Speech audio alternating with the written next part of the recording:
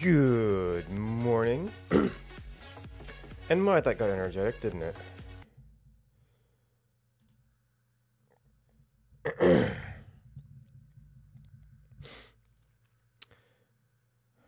Alright, alright, so it's adding some of these other ones in here to see if they were updatable. Yep, too many things.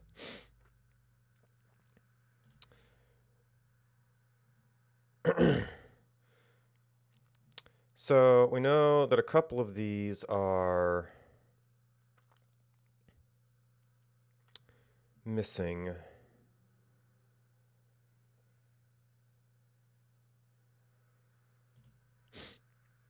Yeah, just the Twitch, a bunch of stuff. Okay, so we're still missing eUnit. Alright, so I do still have... I know this has gone up since last time I looked at it. We do still have two things we can actually work on here. Now, I do have one thing I need to do with this app. I noticed that I had copy-pasted my little reference thing and got caught up in the icon issues.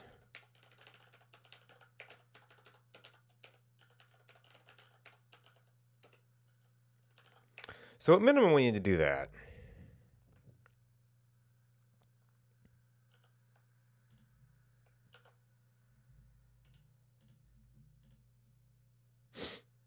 Okay. In that project. While this thing could use a lot of stuff, it's like I do have some that I can update here. So I'm probably going to want to switch over to that.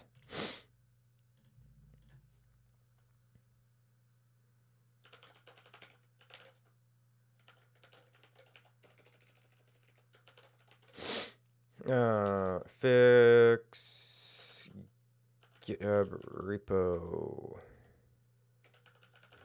reference. And as long as I'm at it. Oh, applications don't have that, the application name thing that always comes up as, user repo when I import them into here. Okay. So that's actually something we can update there. So now we're actually going to deal with all these are going to end up changing. So actually, oh no, I don't need to be live compiling this because it's a local page. Well, in any case, it'll pretty much be able to sit there. So we need to stop compiling. We need to stop running a server. So these shells have been moved over to Elm 19. This one's interesting because the things that use it aren't necessarily updated, although I can probably find at least one that only depends on that, and we could use it as a test host. But this application should be fully ported. Oh, actually, no, there's actually something else. Someone had pointed out a issue.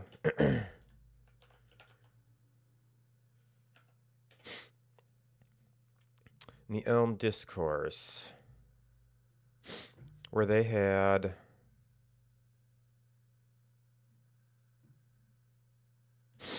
a big old list of renamed packages. Enough of a list that I almost want to do like something automated, but it's not too terrible to fill out. I mean, the way they've got this formatted, you could almost auto-parse this. But this might be more of like a Ruby Nokogiri type thing than directly parsing the issue. So I think it actually ended up in here. Yeah.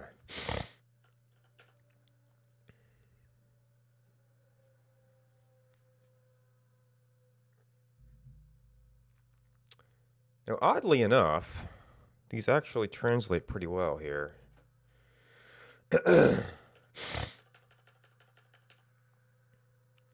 Alright, so we've got all the umlang stuff, and then I'd kind of been going... Yeah, you know what? I need to reorder this.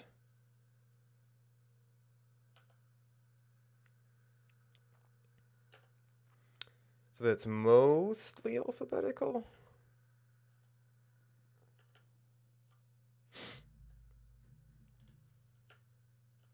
And then we have no red ink.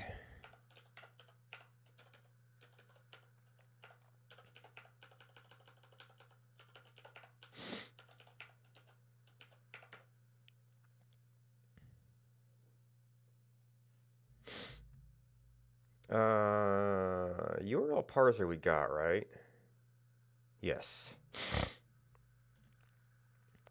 Elm HTT builder.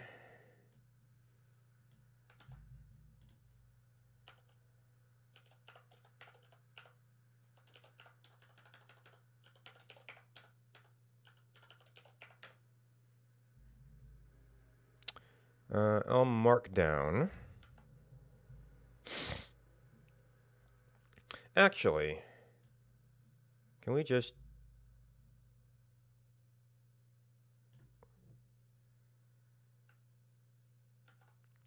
I think I already have all of the Elm-Lang stuff, but...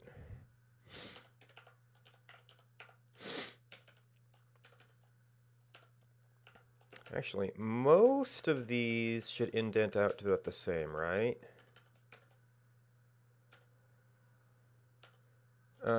Well...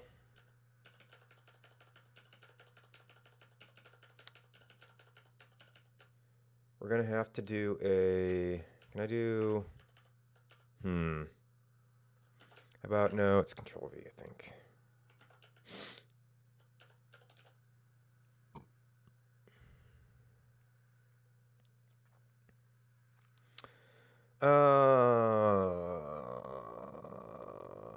Actually, we can probably do something like search replace space arrow space with quote space arrow space.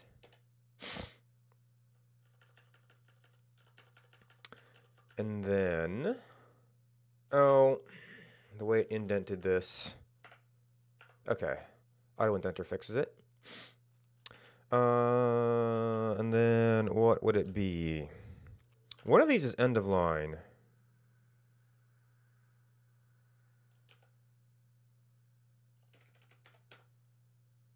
No, actually, yeah. And then quote, end of line. Nope.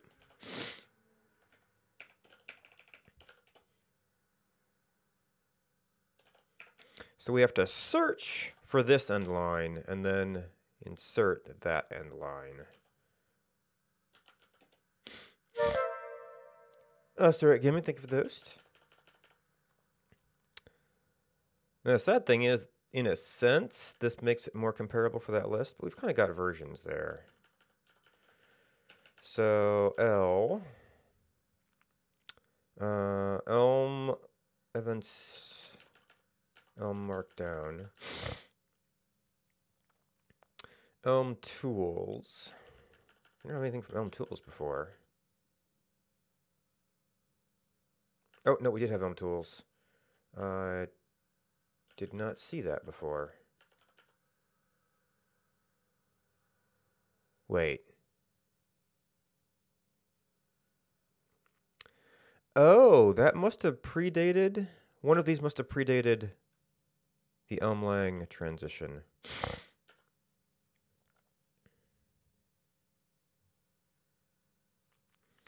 Oh, honey, keyboard.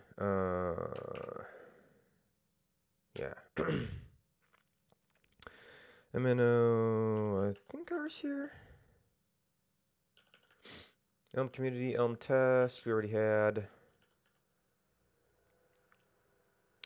URL parser to URL, we had.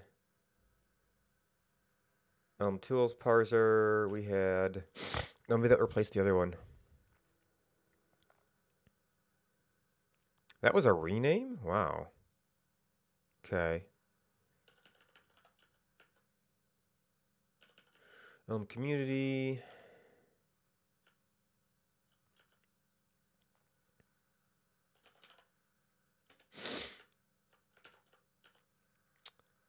WebGL.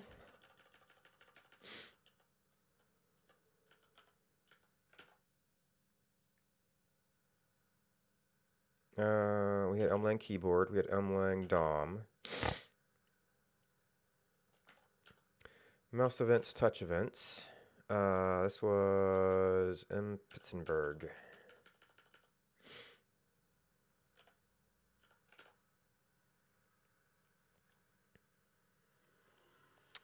RT Feldman. Ryan HG. Do we already have Elmlang mouse? Yes. AV4H experimental. A GraphQ Elm at D.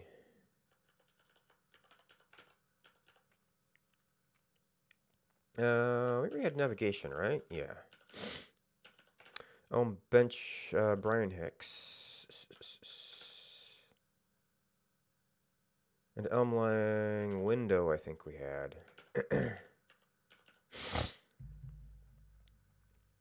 Benchmark, we saw linear algebra, markdown, parser.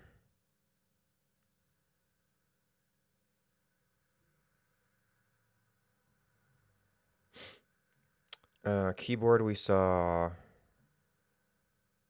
I know I saw one of his. Yeah, Elm date format.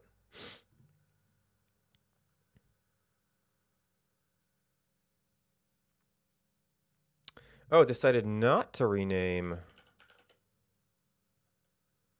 Luke Westby.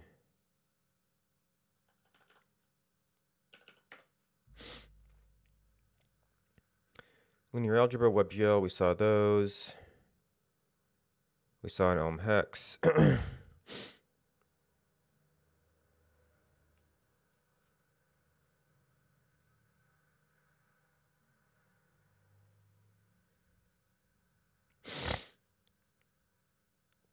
Oh man, he's actually like doing stuff within packages. That's crazy. Or within other packages.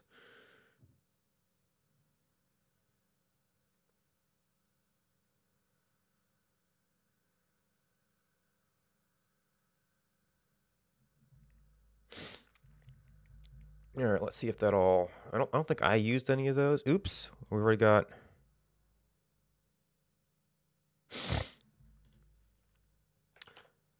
Got a typo in our conversion somewhere.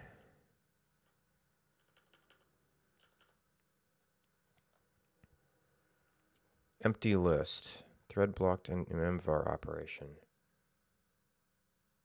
Oh boy.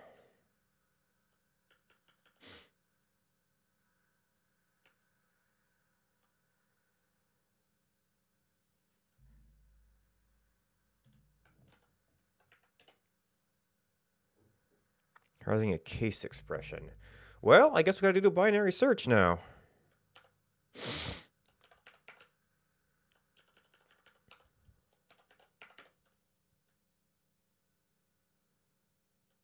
Okay, it's somewhere in that block.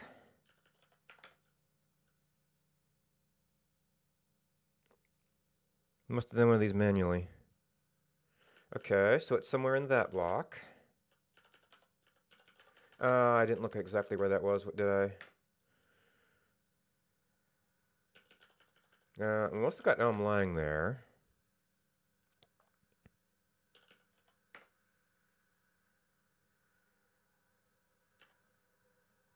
Ah, this one must have been right at the line when we were doing those selects.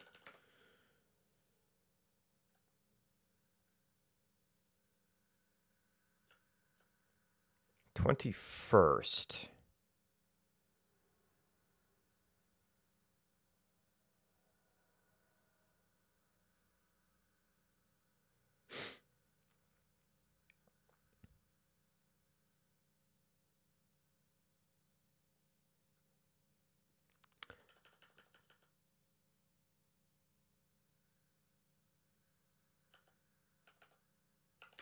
Is that the one you're complaining about?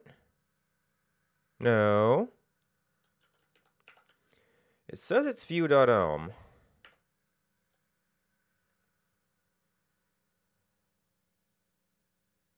But it's not giving me any line numbers.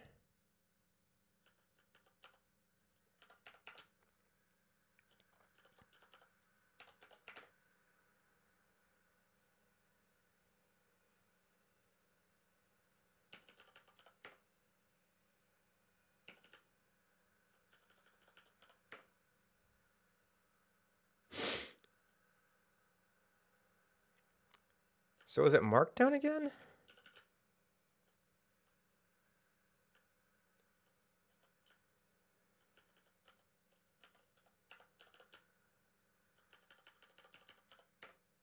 Oops. You need to be that one.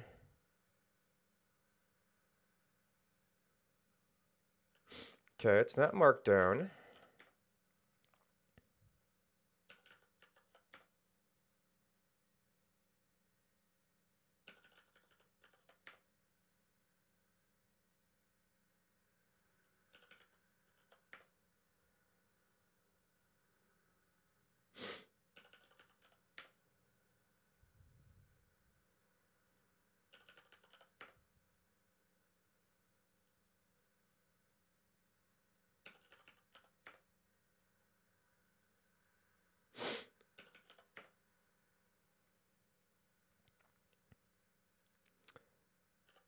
Oh, random PCG?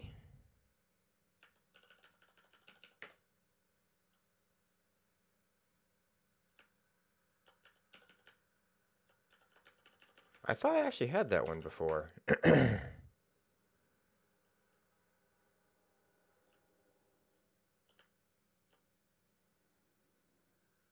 What am I missing here? Oh, no, this was a... I never moved this one. Oh, this will be handled by a previous case.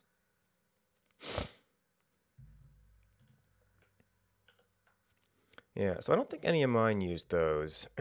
So we're back to that one. But this is a extension of this that we can update.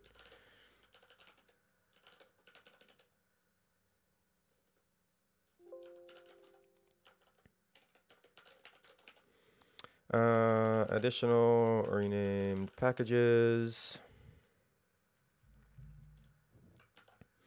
All right, so we want to go to U, and we should have a monitor here, right?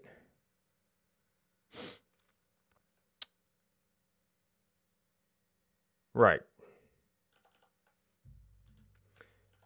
Except this project has not been converted to Elm19 at all yet. I guess it would monitor nothing and kind of be happy. And then this one, I don't even remember if we needed a full-on web server for this.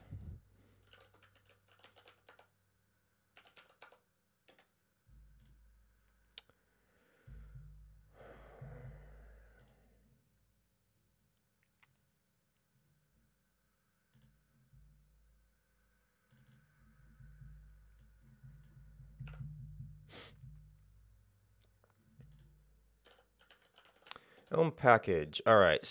So the recommended way to do this, I think. Oh, and we're going to have to mind all the renames here. Is to start with a new package.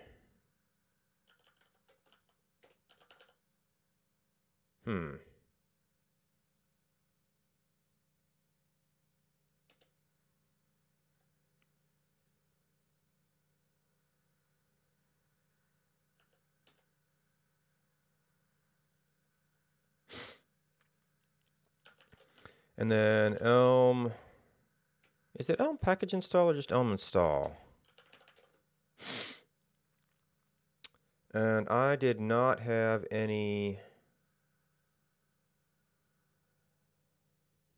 test stuff set up for this one.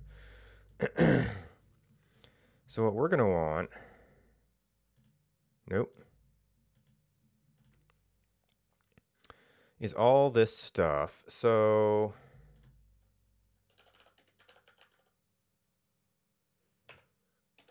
.json. All right, so we got browser, we got core, we got HTML.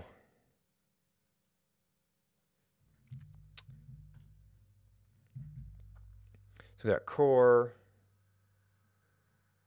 Oh, yeah, browser is showing up multiple times. So this sort of gives me the thing. We got core, browser, HTML. Core, browser, HTML. So we need Elm HTTP, Elm SVG, Elm random, and Danix23 Elm UUID.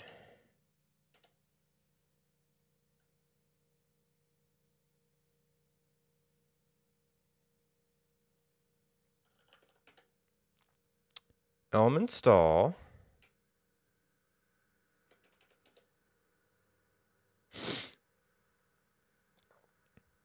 Okay, so you can't install multiple packages at once.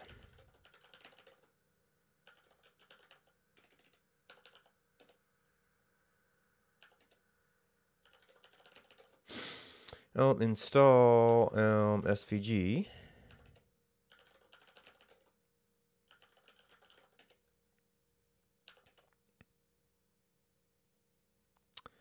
Elm install Danix23 Elm UUID.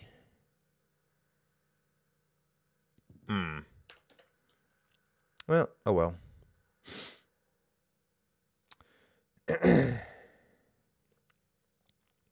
So I think that takes care of the dependencies.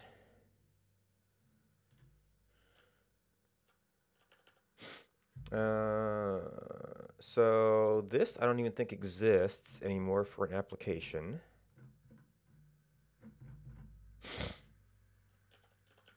So hang on to that for a moment.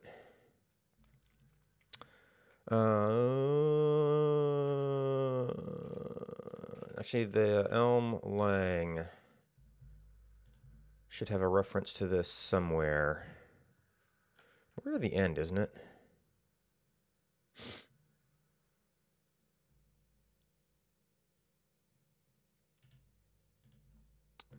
There's release notes.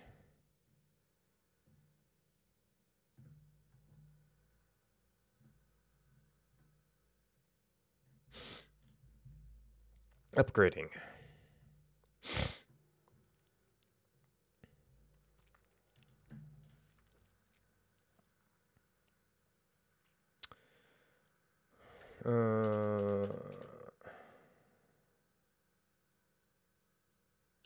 That's the JavaScript. String.toInt. Oh. Became a maybe.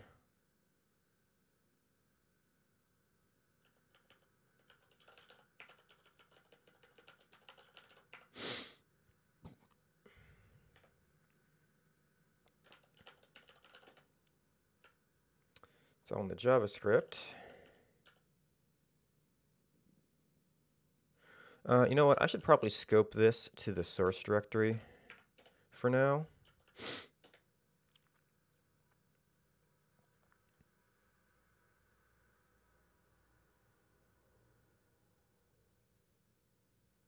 Oh, became...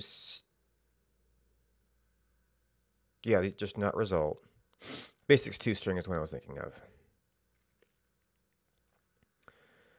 All right, to float.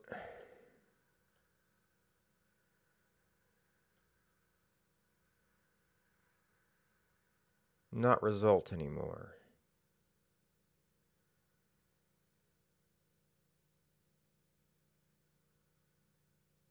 Oh, that's string to float. This must be int to float.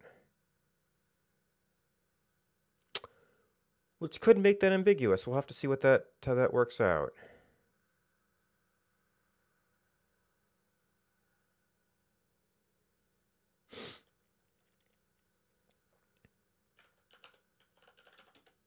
ToString debug.toString string.fromInt model.auth expires with default 0.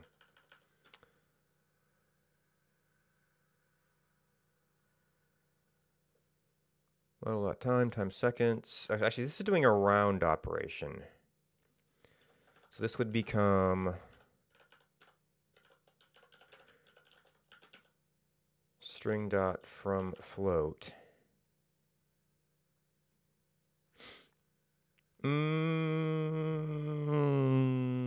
Does round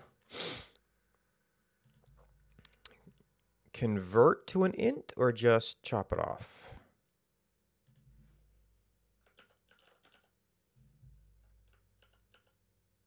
Float to int. So this is actually going to be from int. UUID is a UUID toString. Audio notice idle is what? Probably an int.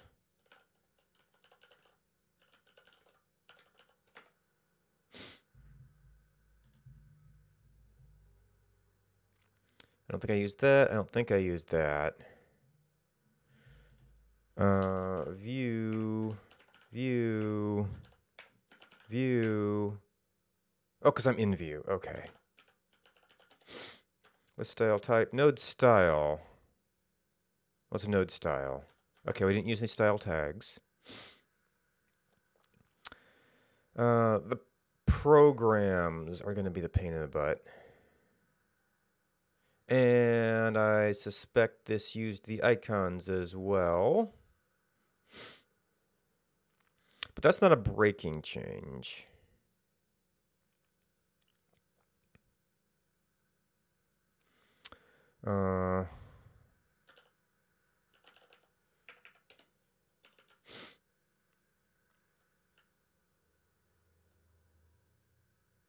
Oh, this was navigation.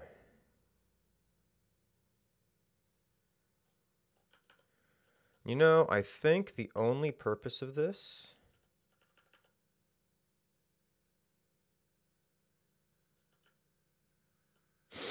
was to get the search arguments.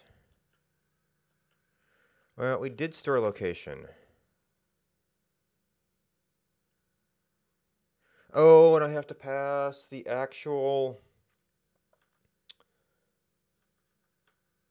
I need my current location to develop URLs for redirect. Which means I need not browser document, but browser application.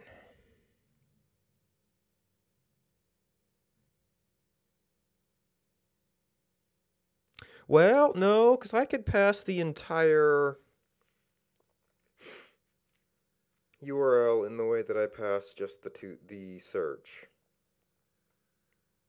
I could even break out the parts that I care about.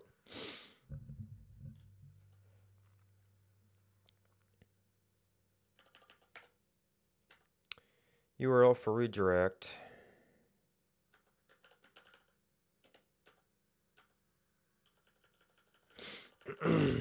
Yeah, hash search.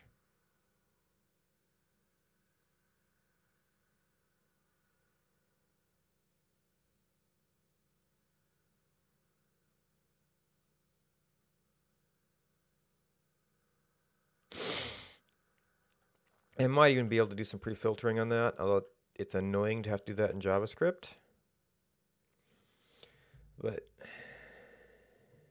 application is just like a bunch of stuff I don't need.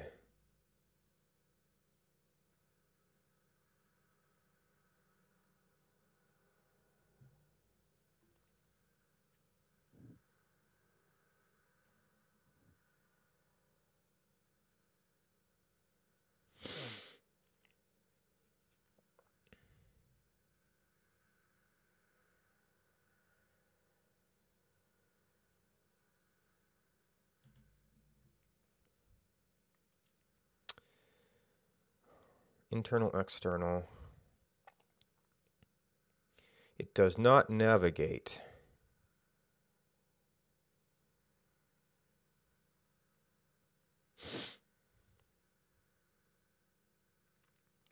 Yeah, now you see, that's just a whole bunch of stuff.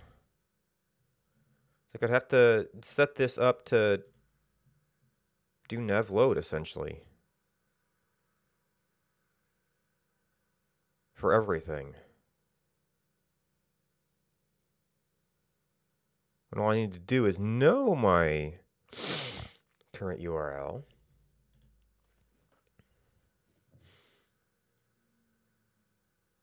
Oh, wait, I do rewrite the URL with parameters at some point.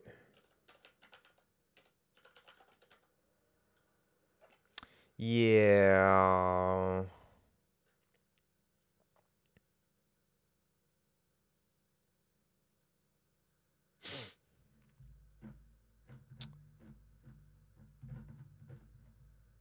Browser.navigation.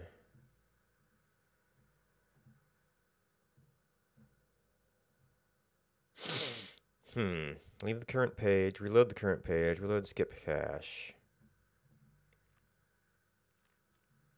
Yeah, so actually replace URL. Well, I might, actually, these are just in this browser package. I might not need to be a full-fledged application to do that.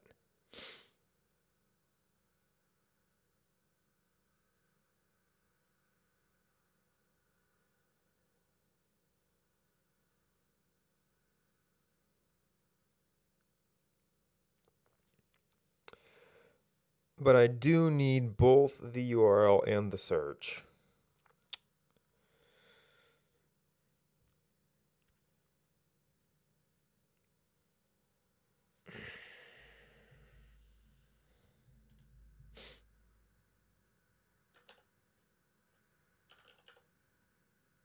Oh.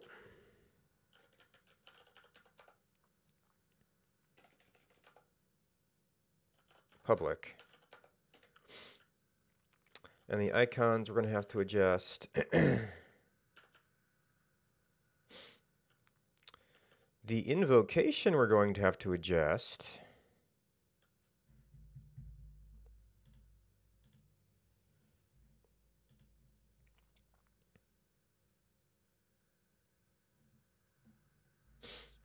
Is that in the upgrade doc?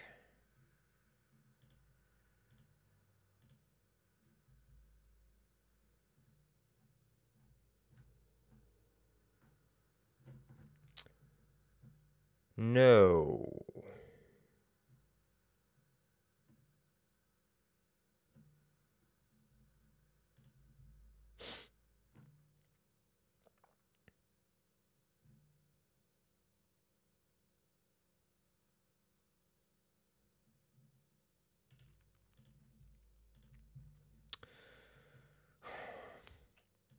JavaScript interop.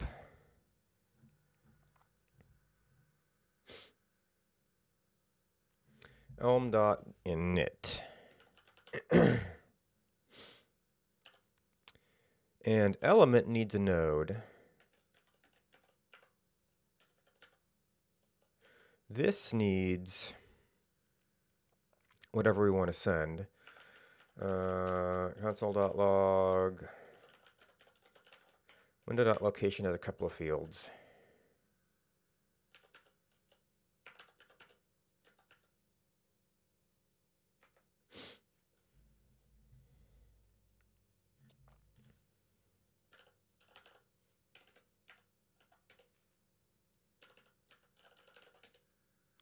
Navigation.program.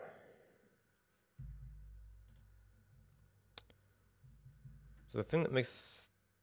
and then documents are a pain too. Browser.document.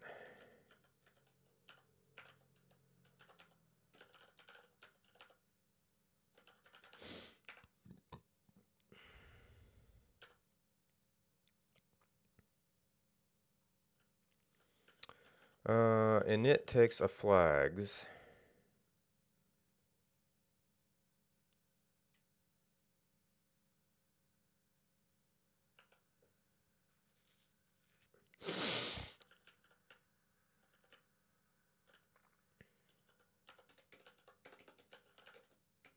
which we wanted to look at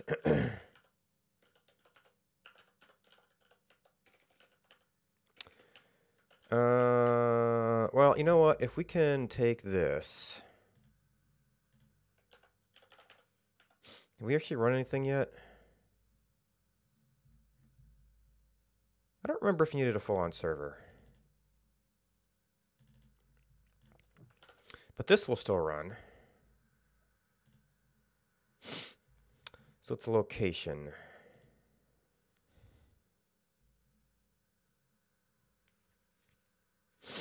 And if we have...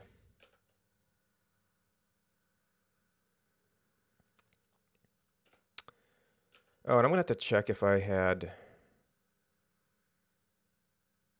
IDs or anything for other URLs.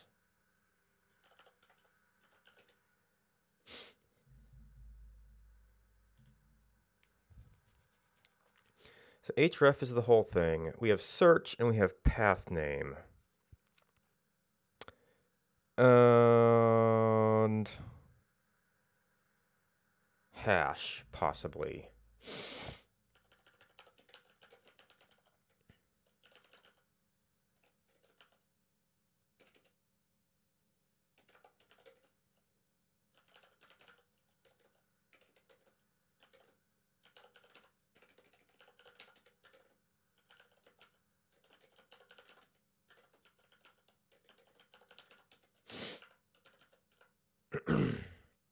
Well, that means I can't just send, hey, what letters? A location necessarily. Ugh.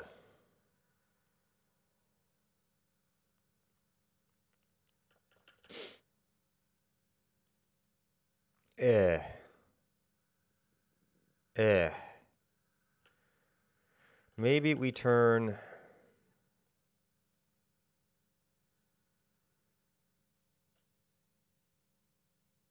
Hmm.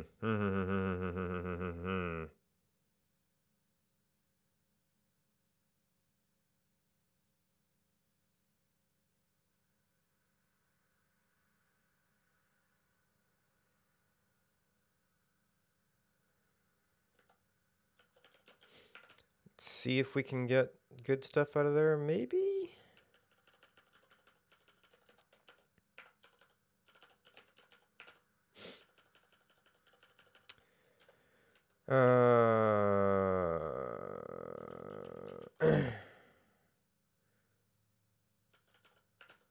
This was a hash. Well, maybe? This would be sort of comparable. Extract hash, extract search. It is dot hash and dot search.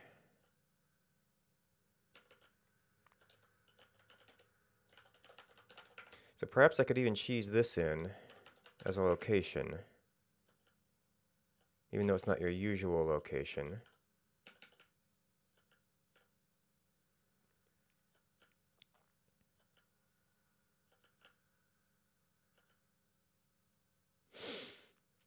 And sort of have things work.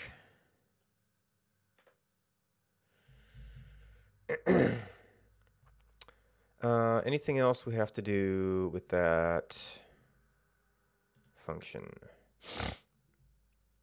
Flags. View returns a document.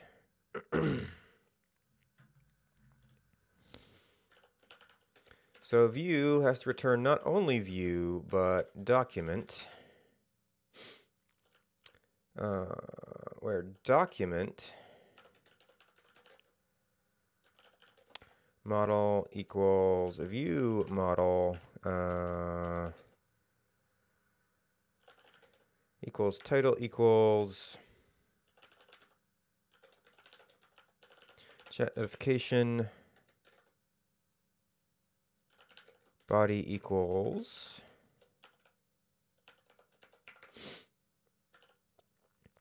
and then the main application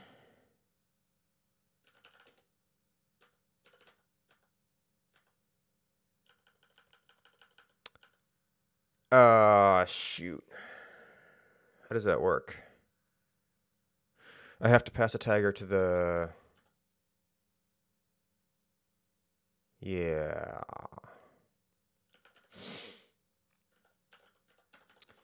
View.document UI.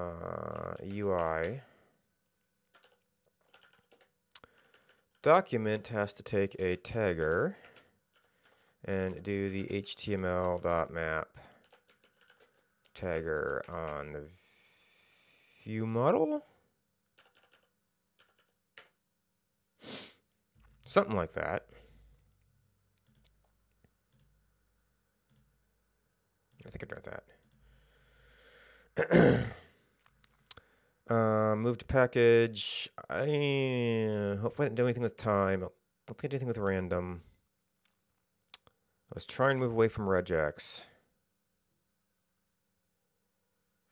Packages moved. I don't think I was using those. So now we see just how much it's going to yell at us.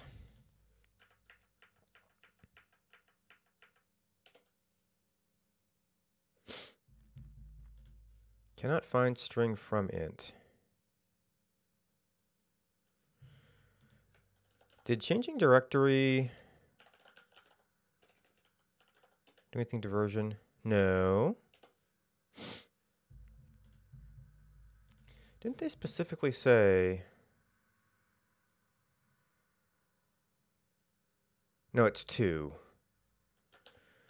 Okay, we're in view. 157. Oh, other way.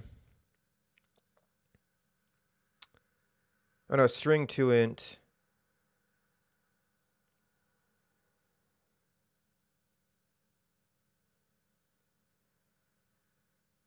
String dot from int. What?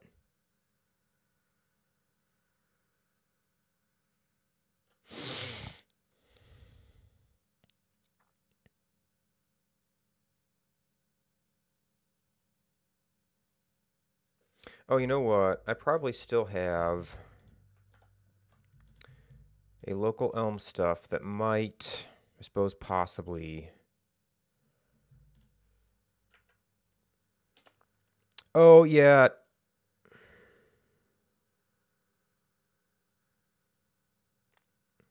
I wonder if it still uses the local cache if it's there.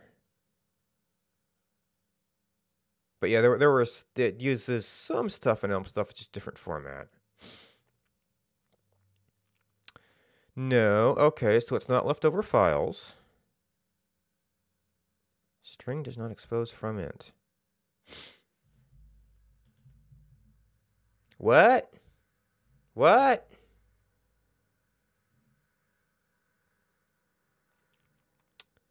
Do I need to... Yeah, I didn't install any of those packages. I'm just wondering if I need to actually remove this to keep it from trying to use it for anything.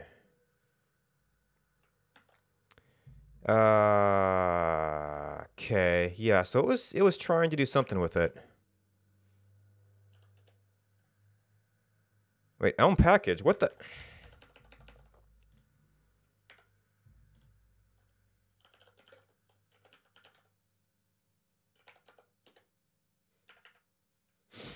Did I do something weird with monitor here?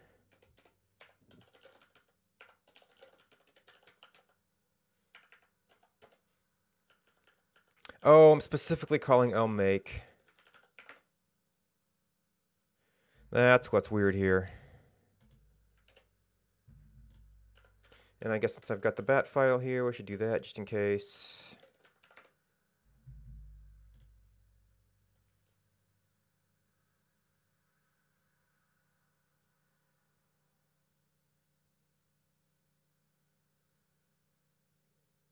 Oh, right, that was built in before.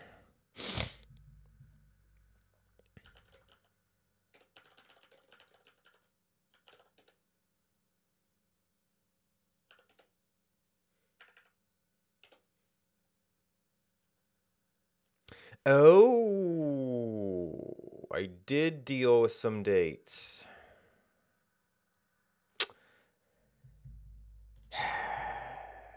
This is going to be fun. Time and date have moved to Elm time. It's greatly improved, but will it serve my needs?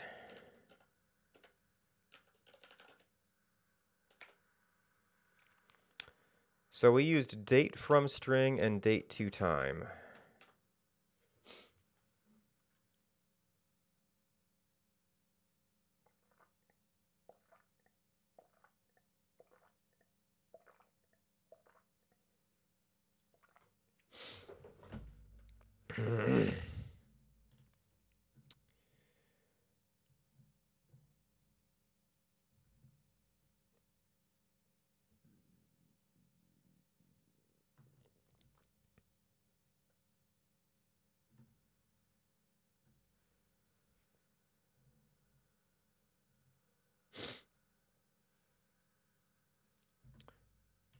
Wait, is that from string?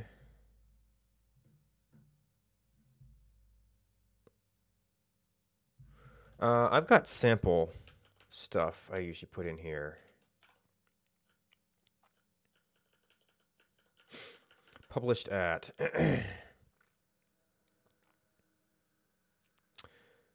Ooh, it's similar.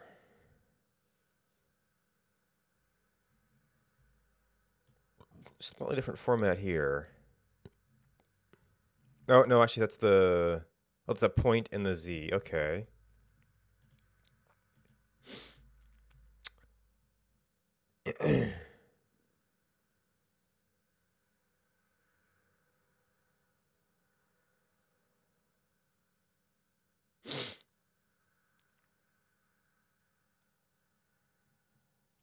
Many endpoints. Oh.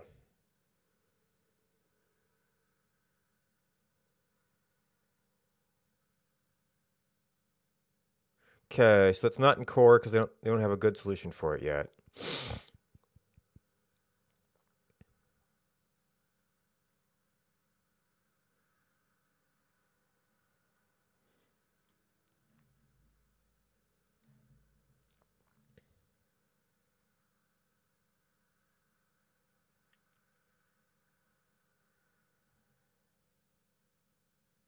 Yeah, from. The from's not so bad. Maybe the issue is that if you don't have these things, you can't do like DST offsets, but if it's just an offset, shouldn't that be baked in? Maybe the concern is that it doesn't necessarily do that.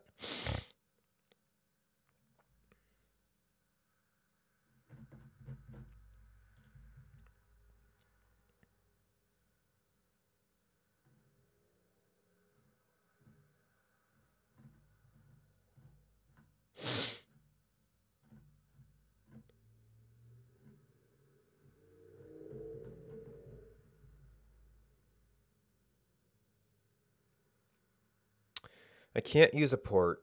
This is just a straight up JSON parser. Well, I could return the straight up string, and then the application could deal with the ports.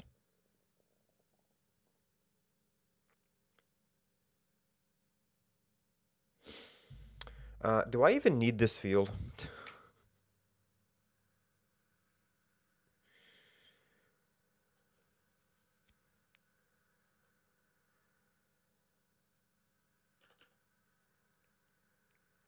Text message event details. I am sort of using published at.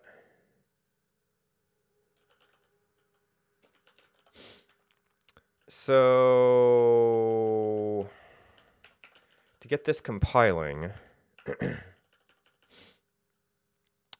we need to do something like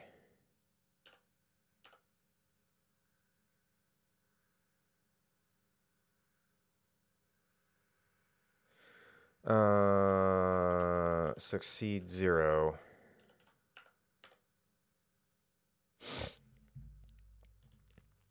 Now this is a POSIX, which is an opaque type.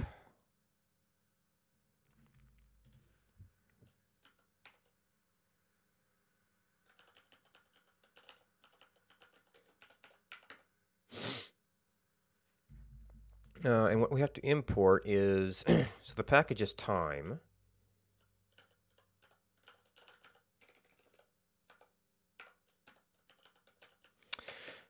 Did I bumped caps lock.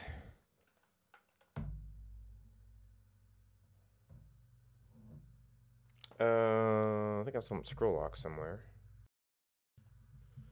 There we go.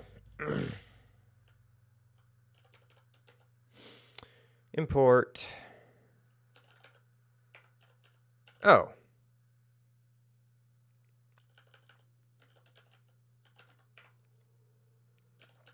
Already had time. Oh boy.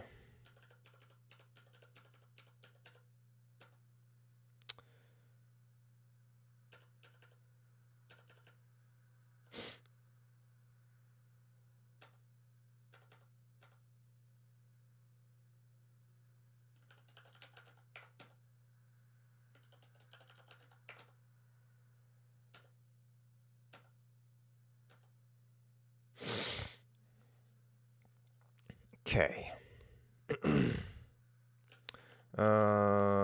Millis. Polling interval millis. Only they did that for their timestamps.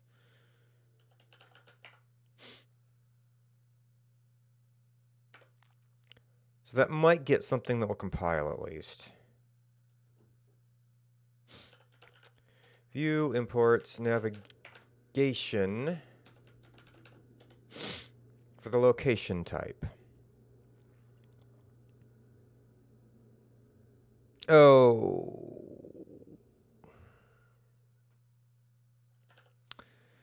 So the only way to have my own little cheaty location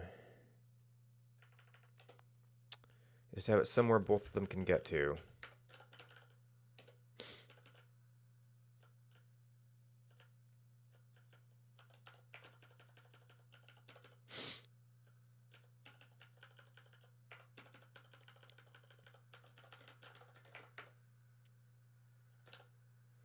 And then chat, view,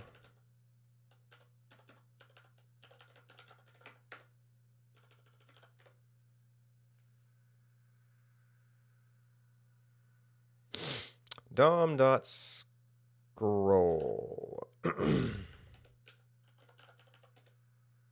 Oh, okay.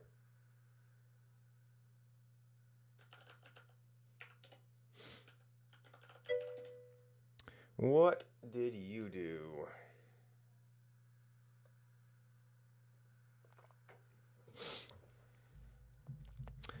Which actually I should be able to get from DOM, and then browser. DOM.scroll. 2 top, 2 bottom.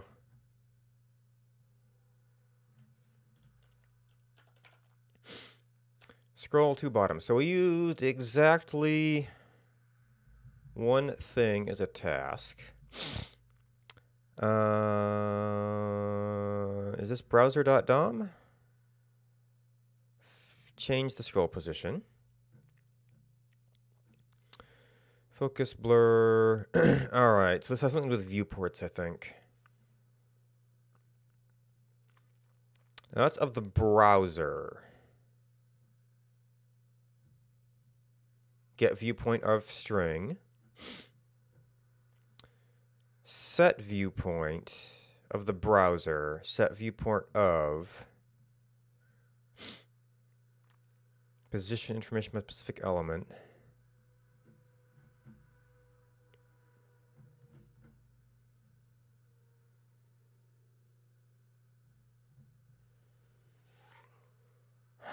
X and Y offset of a DOM node's viewport by ID.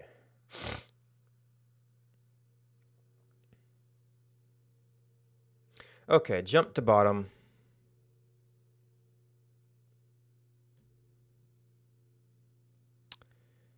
Info.scene.height. Get viewpoint of ID.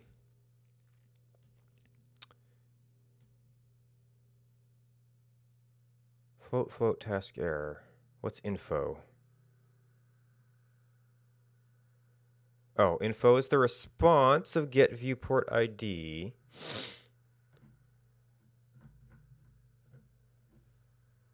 Get viewport of viewport is the actual type.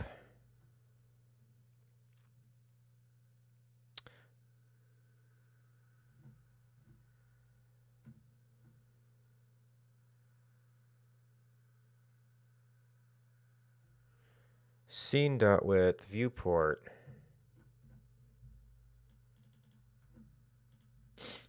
Okay, it is scene and viewport.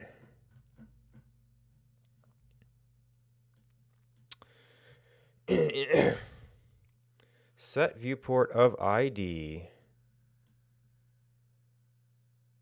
So that must be, so you tell it to go to the bottom and it will just kind of figure out it can't go any farther than that, I guess.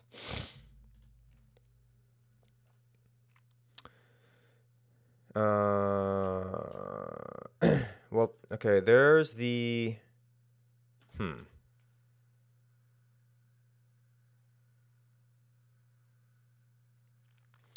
use perform. Now, I do like the order reversion here, I think.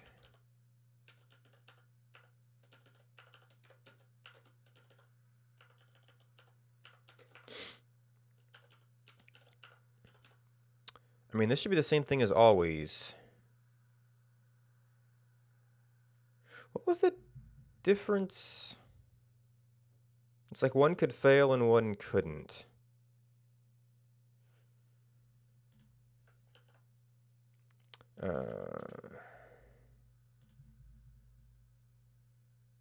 Which I guess for always doesn't matter.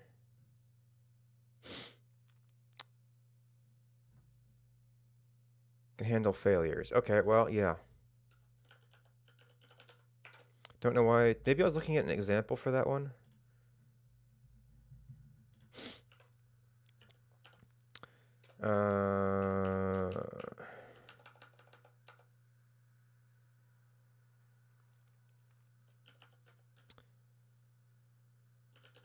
That get viewport of chat area.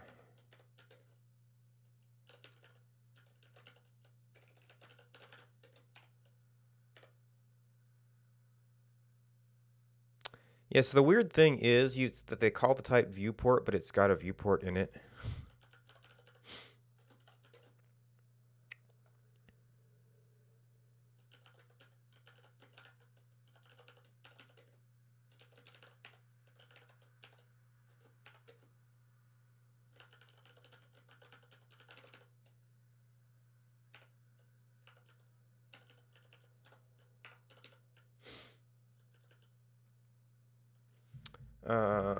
And is this browser? How? Oh, he must be doing ASDOM.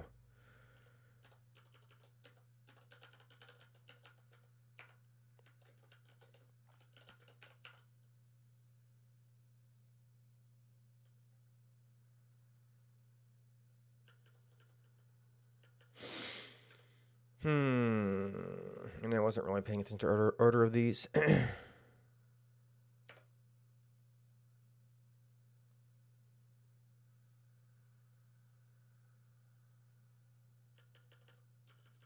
Oh, no, this is not the exposing syntax.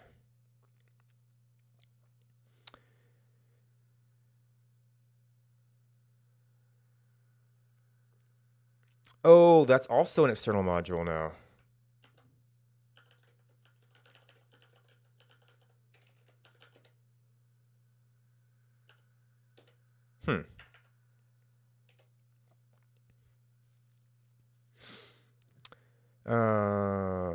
Oh, right. The random got completely redone.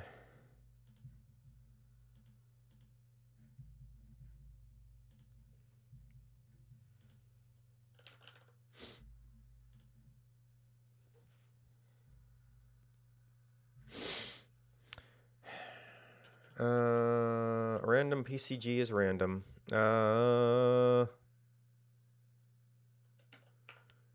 So probably just import random.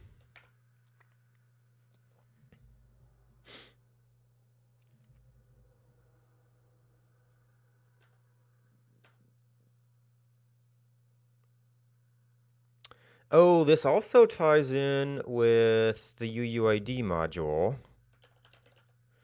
which actually...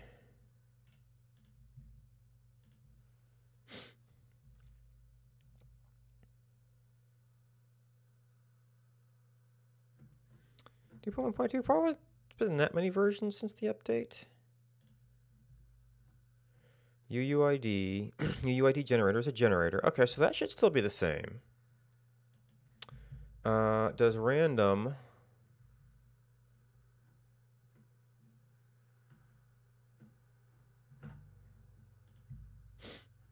generator generate?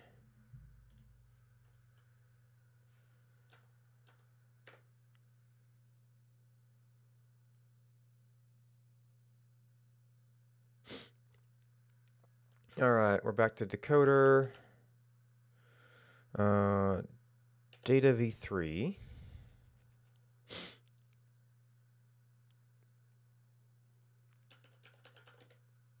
Import time.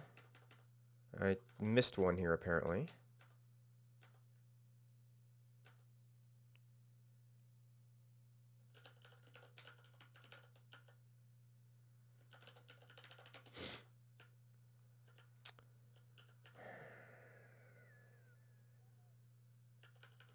Oh, this must be a...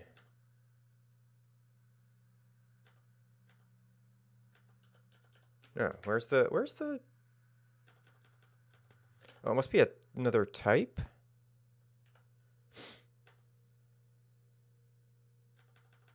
Oh, here we go. POSIX. Where are you seeing time at?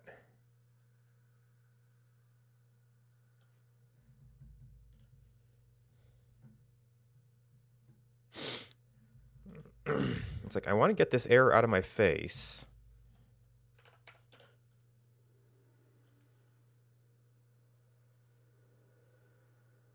A time type. I thought I had gotten rid of all references to the time type. Maybe I'm getting it from one of the other modules. Okay. It might be doing some inferred types from somewhere. Oh, I think I made these compatible, possibly.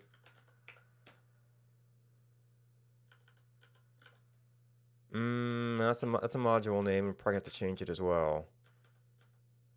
Okay.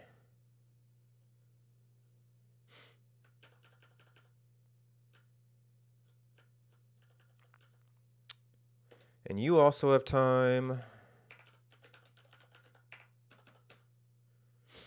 Time.second, we're going to have to revisit. And then all of these. Oh, man. This is going to be interesting.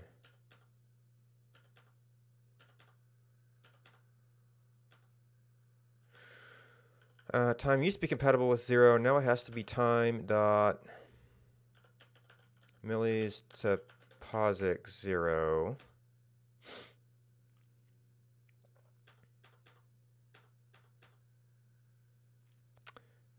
Which means I don't know if I can add.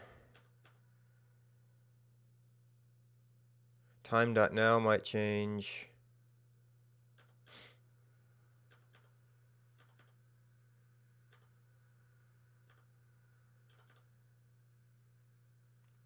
Time.every might change.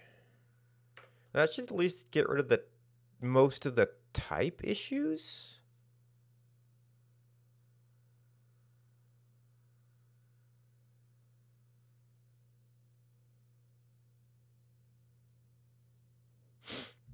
Yeah, no kidding. We removed them.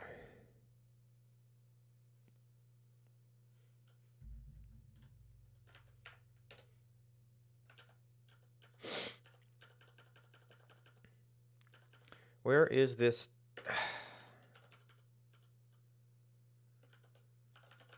How did I... Oh, this is a different module. Or maybe it looked like it wasn't in a string. Because the parser's messed up. Okay, at least we got rid of that silly error. So notification.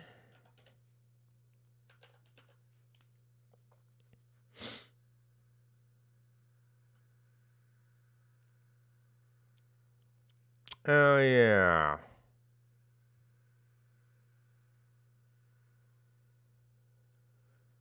I heard about this. So it doesn't like the fact that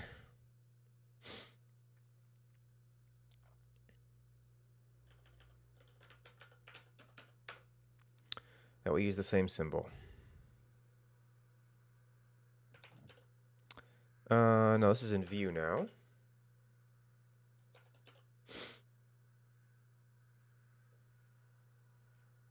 Oh, type equals.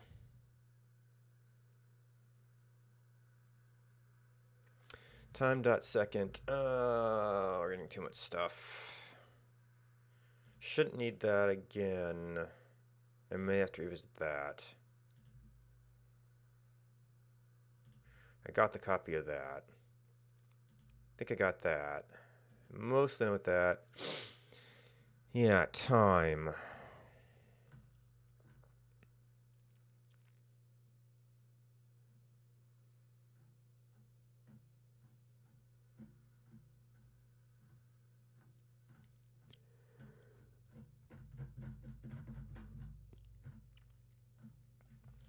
All right, so there is no second. We are in... If anything, we have milliseconds.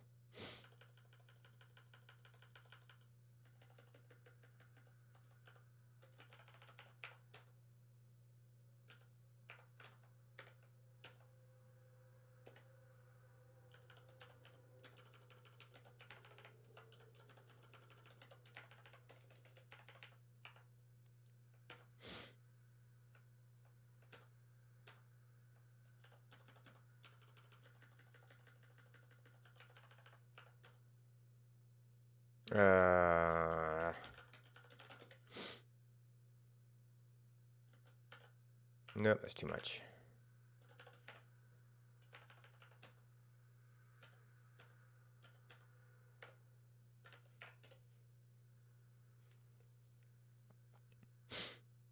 HTTP encode URI. All right, then.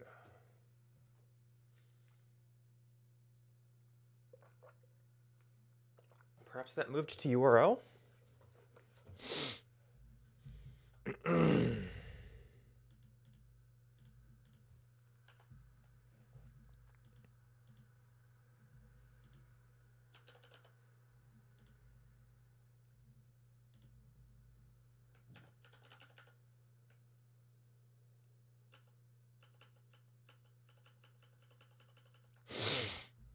Nope.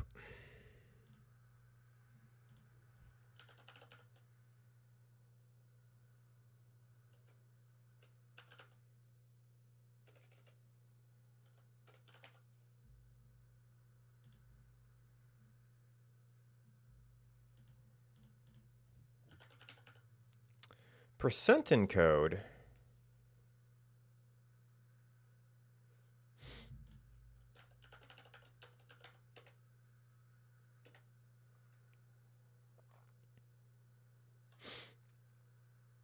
Use URL builder.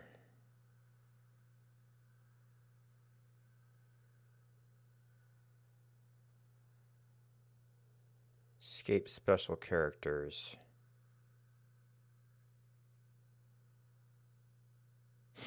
Code URI component.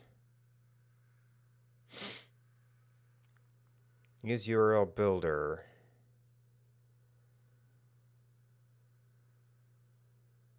Well, I mean, technically, our redirect URL... Oh. URL for redirect, which we still have to sort this whole thing out. So this is basically path name.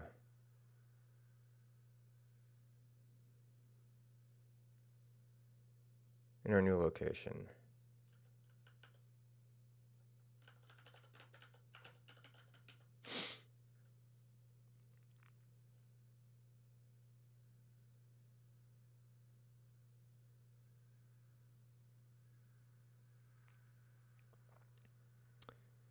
And they're saying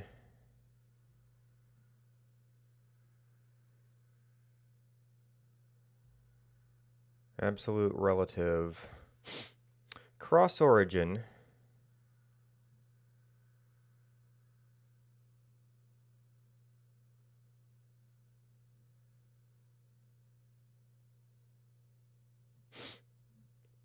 root list string. So relative cross origin. Yeah, this is way too abstract. I'm not really constructing it. I just need to pass through a where I am.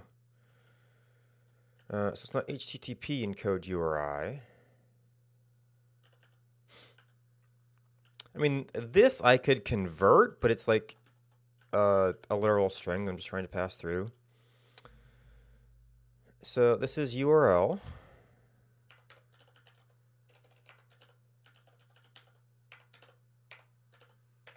Oh, right.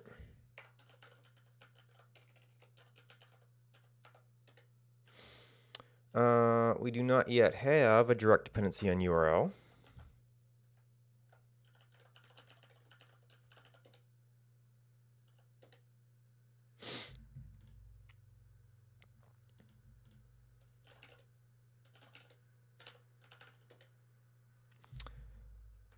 Thanks.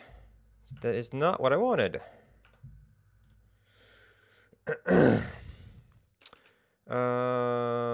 So is that the only reason you imported this? It's the only reason the view imported it. Did YouTube...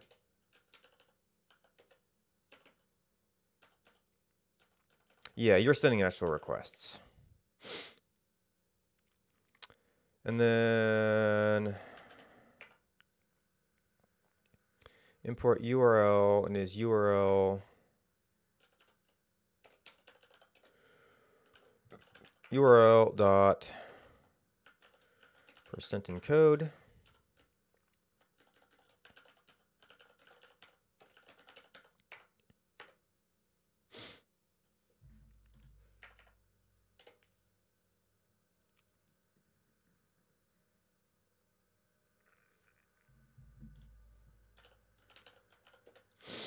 All right, 227.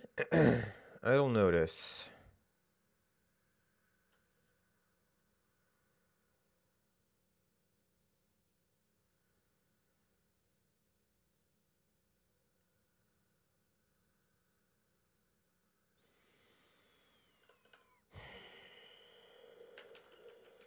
Maybe something got messed up in the because this might have been 1, 2.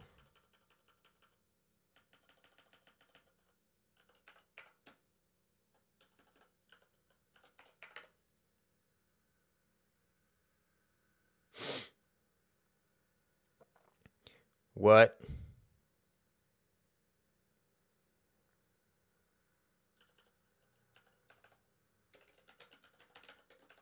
Maybe it's time dot now.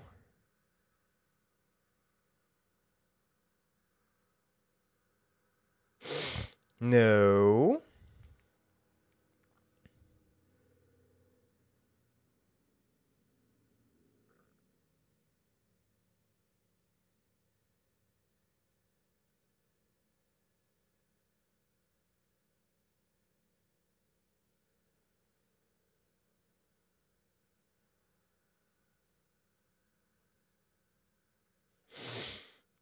What is your problem?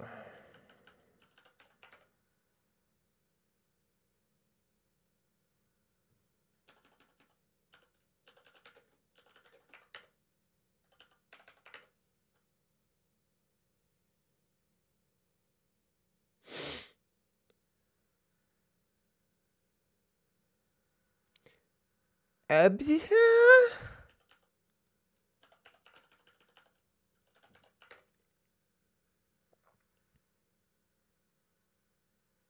Okay, I guess we'll have to wait on that.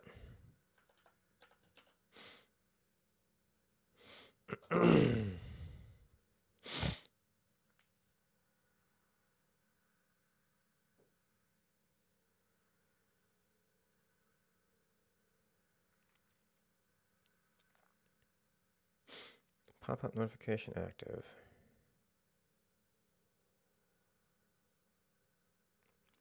The end of that record.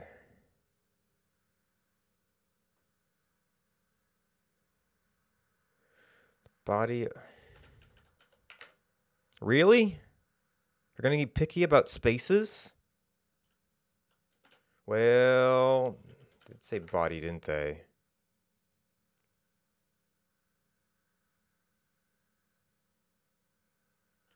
No. Try 8 plus. You're space sensitive?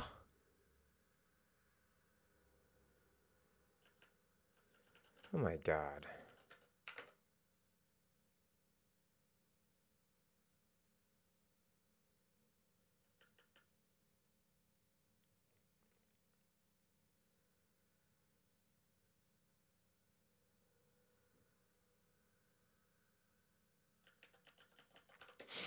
Well, then the one lining that doesn't make sense anymore.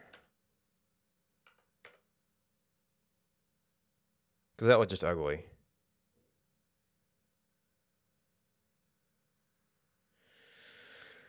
Because I probably have an imported browser.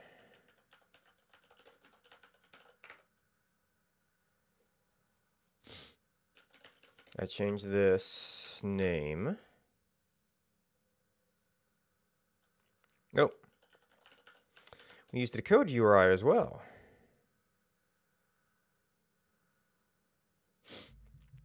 Okay, there is a percent decode.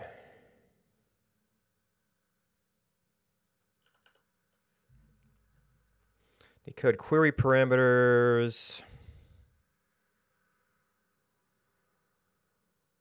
Well, I've already had to pull in the module.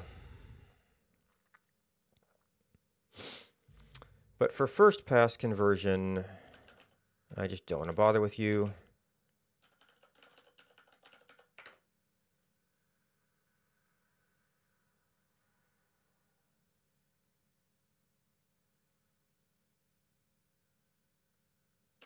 Have I not?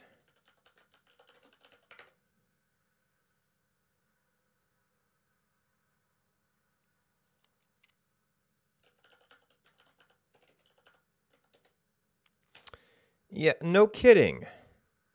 Because you're giving me syntax errors. Oh, so is this going to be an indent thing again?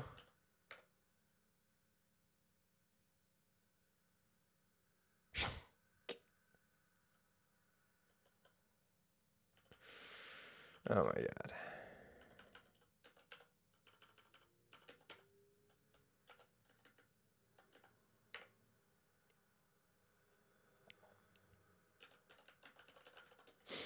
Navigation.new. Did we? This is within browser. This is browser.navigation, which is a separate module.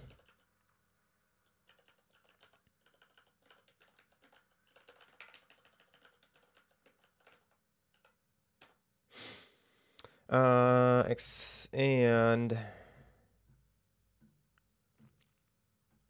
I think that this is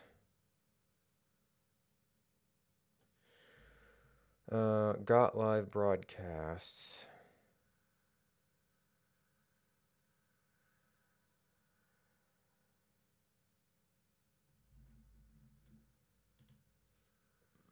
This is replace URL.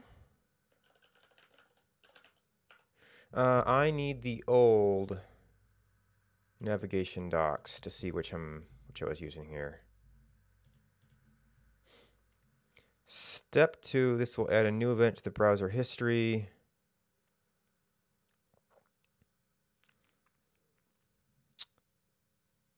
Okay. Step 2, a new URL. Change the URL, navigation. Not force load.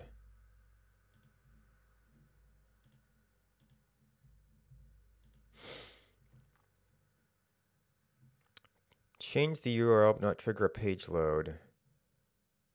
Will not add it. Oh, so actually it is push URL.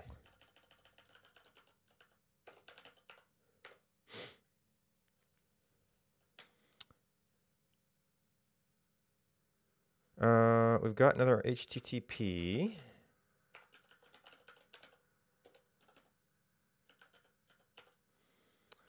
URL.percent encode.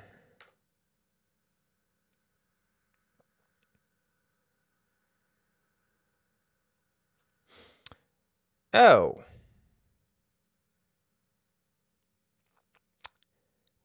POSIX is no longer just a straight up translation of the milliseconds.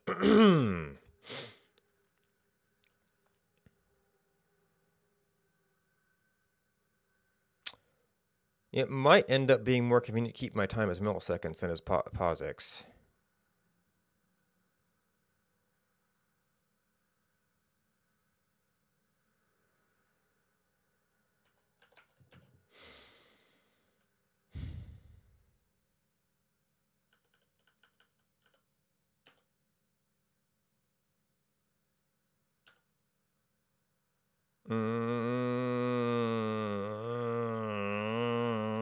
More parentheses. And actually, token lifetime start. What is this? Where does it come from? Form.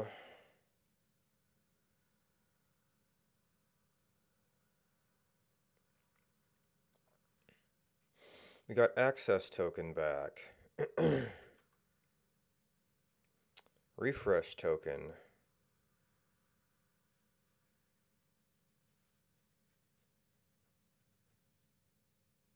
Oh, this is getting us time.now, which might have changed. But the point is that time is going to be... well, we should probably look that up. Latest. Okay, so it is still now. And it's a POSIX. And in order to do math on POSIX, we have to convert it to millis first, and then back.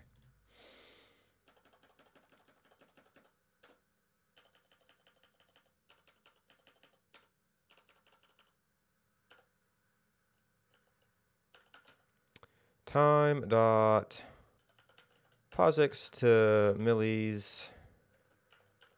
More parentheses. We don't have enough parentheses.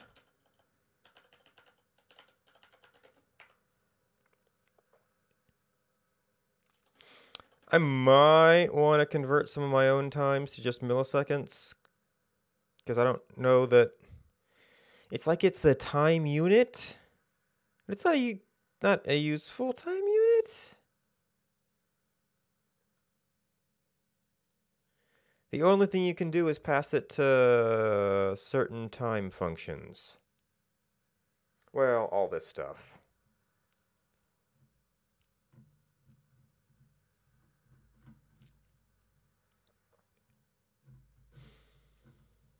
But I'm going to have to... All right, so... I had a notes for this.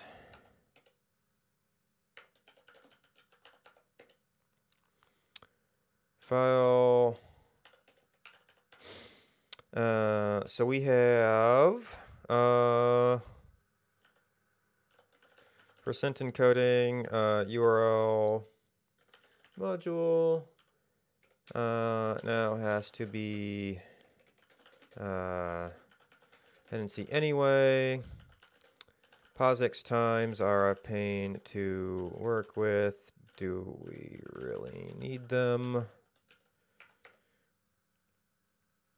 I'm probably forgetting some other things. And I'm out of water. I will be back in a few minutes.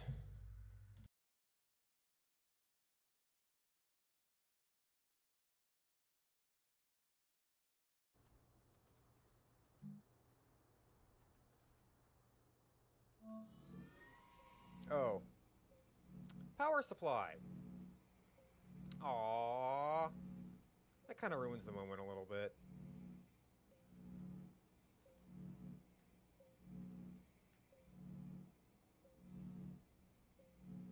So it works, but the vehicle print. Hi, time.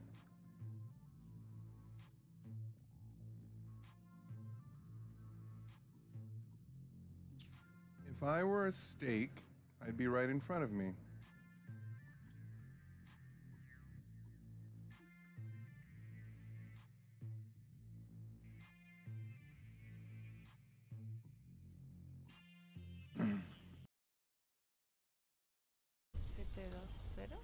¿Hay alguien en el punto? Sí, una fara. Ah, que tiene la skin de. Ah, qué fuerte. Yo quiero esa. ¿Cuál? ¿De qué? La que no tiene, la de Symmetra. La de. Esa es Symmetra Warframe, totalmente. Es Symmetra Lotus. Sí, me trago así, vale. Espérate, te voy a enseñar. Vale, como tienen, claro, tienen una parte.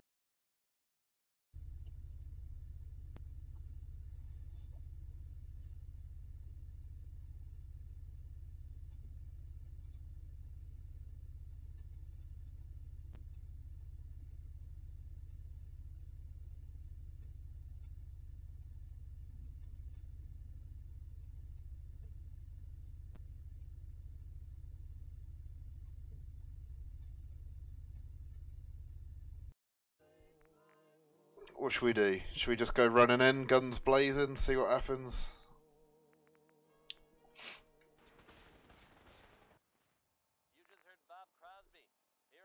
And if I put frag grenades on, stim up quick, do a quick save.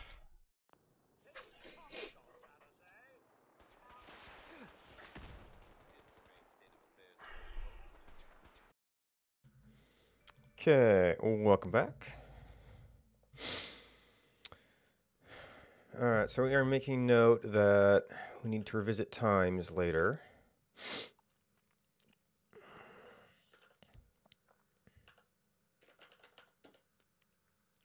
That is still a spot we're looking at. And it's allergy season.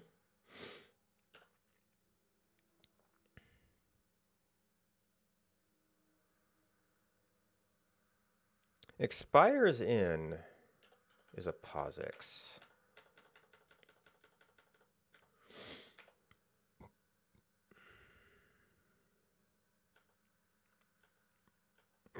Oh, I identified it as a POSIX. But this is one case where it makes no sense as a POSIX. This is a time delta.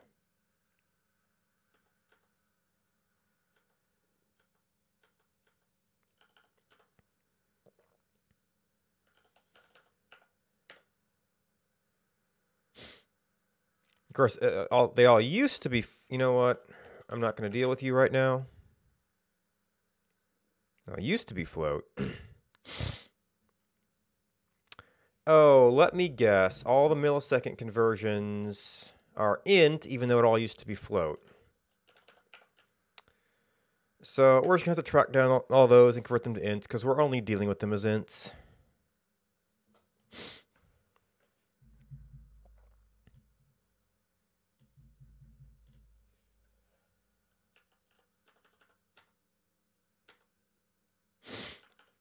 Yeah, so we specifically go to all the trouble to convert this to a float.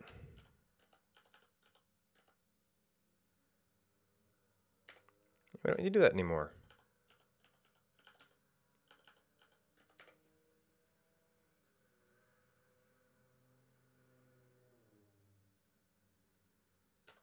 Oh, there's more.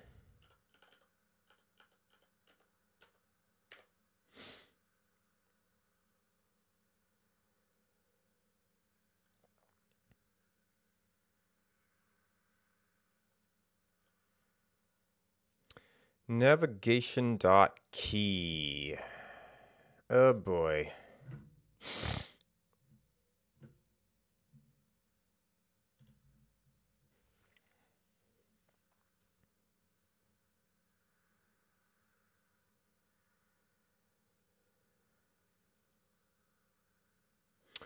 It has to be a browser application in order for me to update the search bar or the URL bar.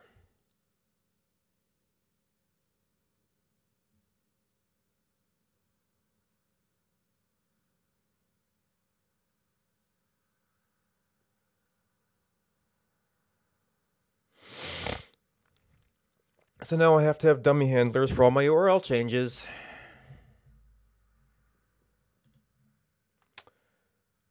That was dumb.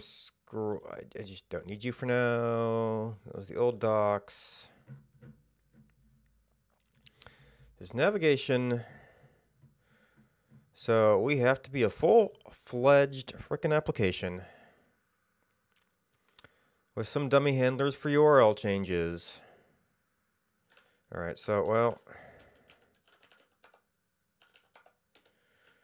that means we are not going to want to pass to-be-determined arguments in here,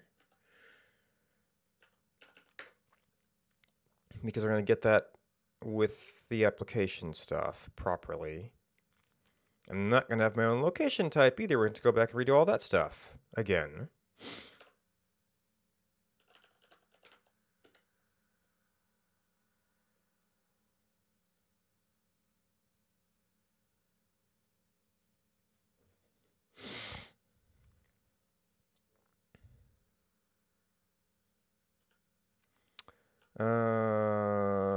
Document.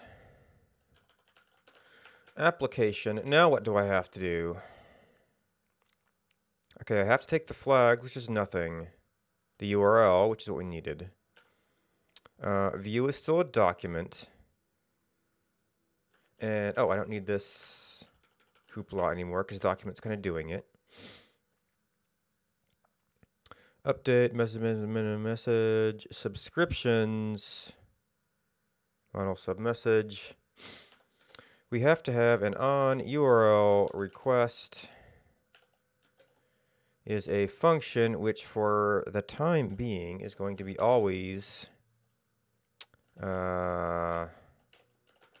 command.none, and on URL change is going to be always command.none. We have to go back to notes,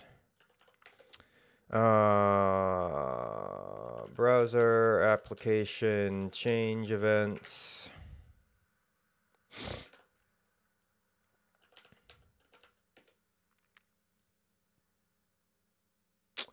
Init asked to take a nothing and get a flags. The location, what is a URL?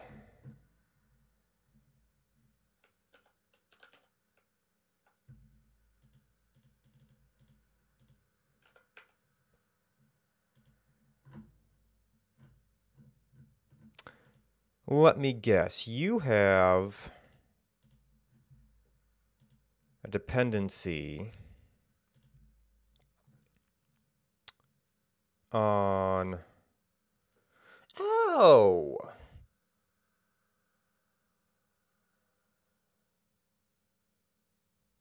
Packages still have version ranges. Applications have direct dependencies. Isn't that special? But yeah, it's probably coming from ElmURL.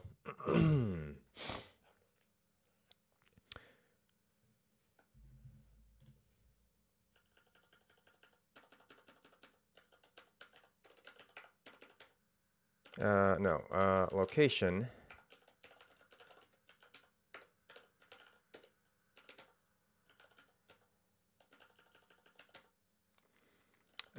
What this is going to mean is going to be a pain in the butt.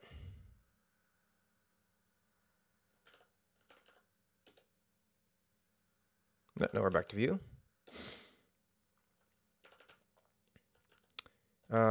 Exposing.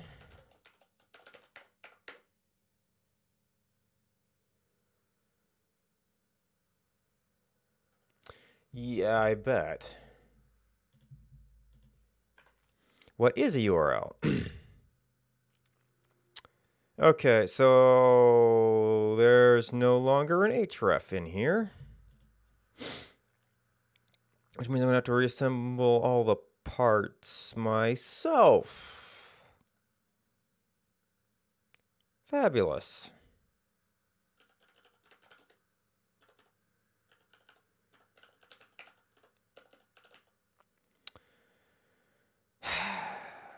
URL for redirect is... Well, there is a builder.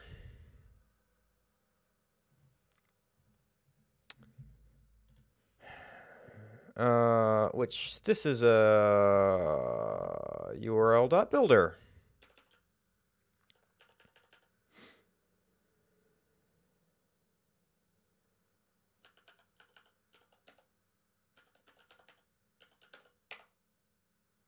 Interesting that they changed it to dashes.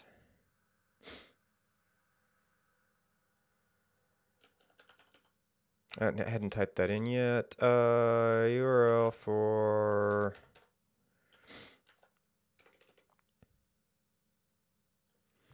How do builders work?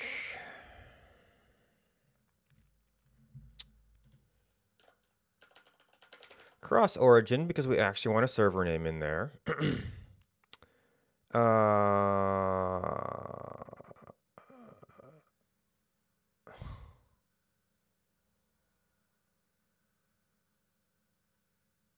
So I have to pull out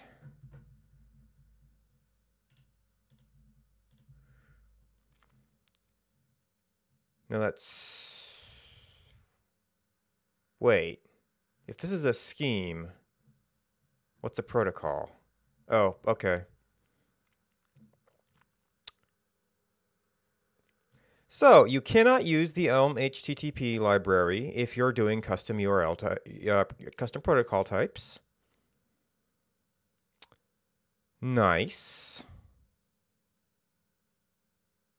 That might not be a goal right now, but you're back to plain old strings if you do that.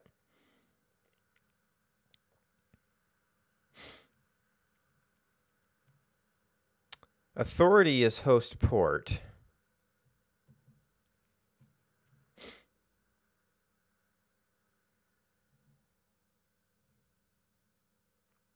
Okay, so I could just do URL toString and then do the same string modifications I used to be doing.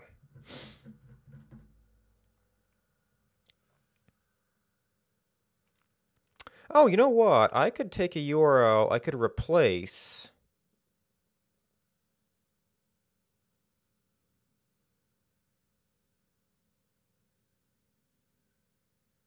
It's interesting how he changed some of the names. Like query used to be search and this used to be hash, but he didn't do authority, well, path, but authority stayed host and port. And protocol is protocol, not scheme. So I could take the URL, I could knock out query and fragment, and then do toString on it. But what is URL builder? It's not absolute. It's cross origin, where I would have to assemble this entire portion myself.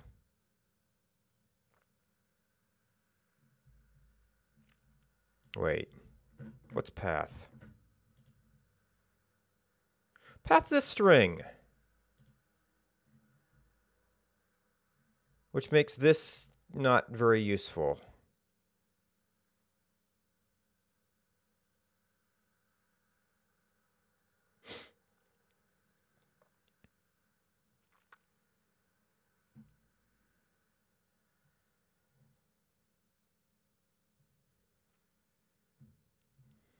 Okay, we can build up queries. But yeah, toString is just going to be way the heck easier.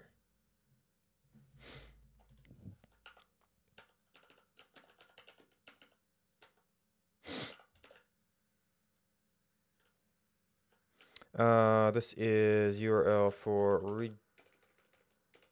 redirect.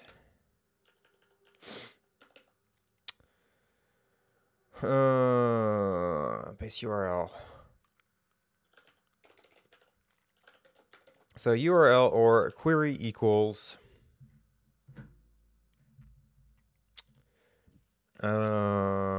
nothing. Fragment equals nothing.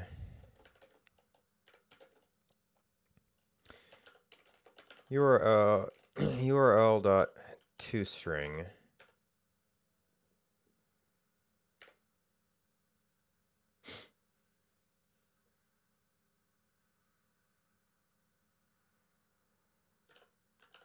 I thought I had searched for all the locations. I guess I was wrong.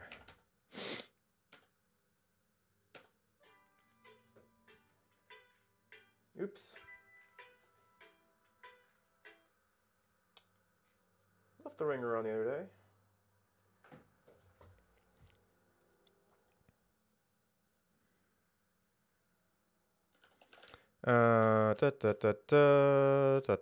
This is gonna cause a whole bunch of other changes, but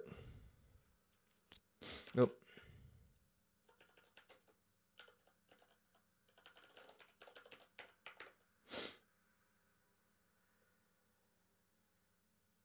Yeah, I bet.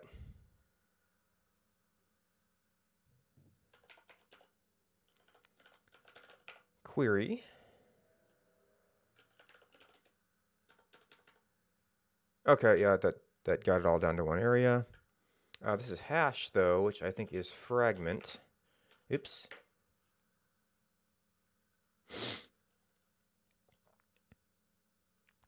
Oh, they used to be possibly blank strings.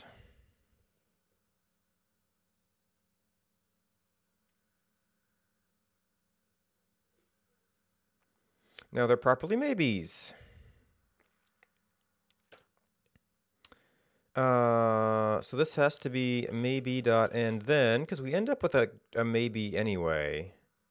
Oh no, and then, and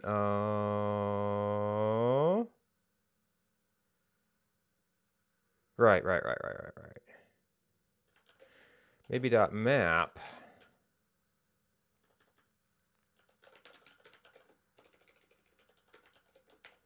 Which gets kind of annoying. It starts to get kind of annoying.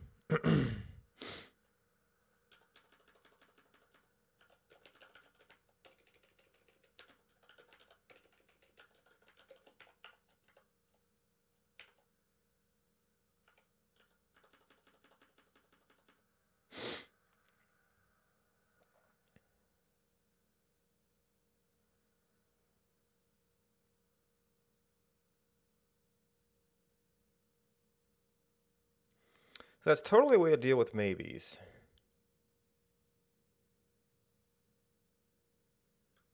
By piping it through. That just gets to be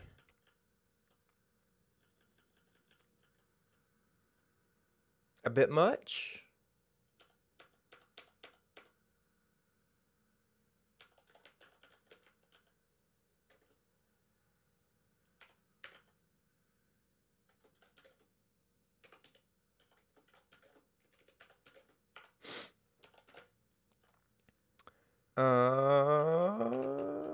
This becomes an and then, I guess.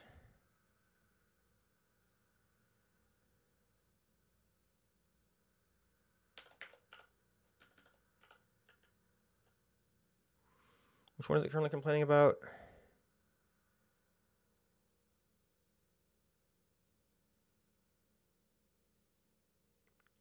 Query. So I actually did the one it's not erroring on right now. Nope. We doubled this somehow. Oh, because we wanted to do actually this.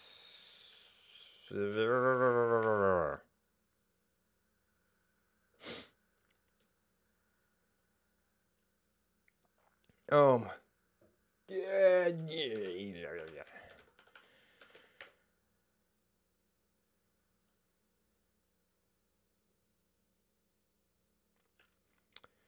Query. All right, so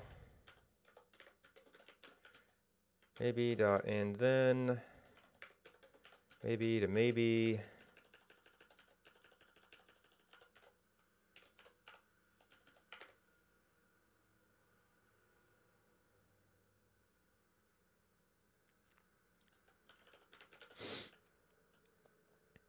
Oh, maybe path name wasn't there before.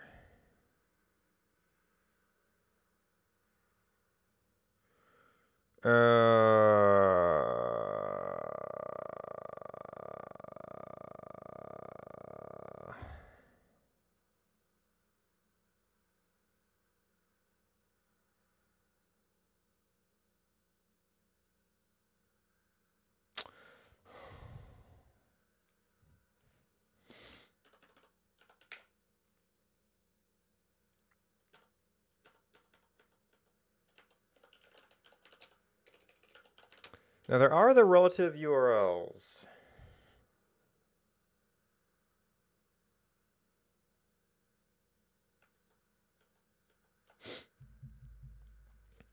And yeah. No, browser. Navigation.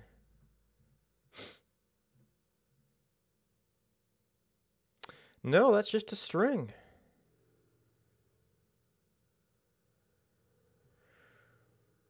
But relative might be useful for this particular application.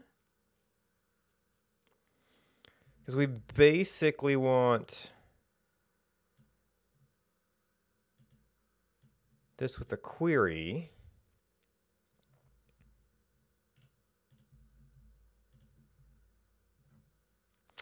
I didn't mean the actual topic.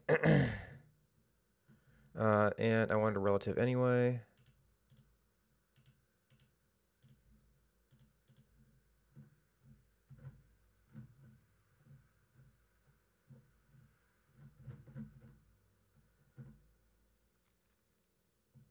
Oh, it's not URL, it's URL builder.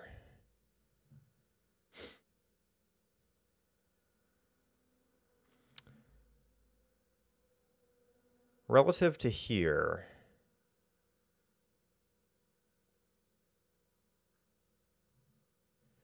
So relative blah blah blah with queries.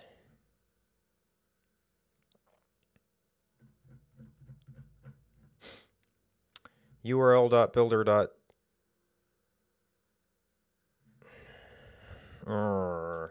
Does this get used elsewhere? No, actually it doesn't.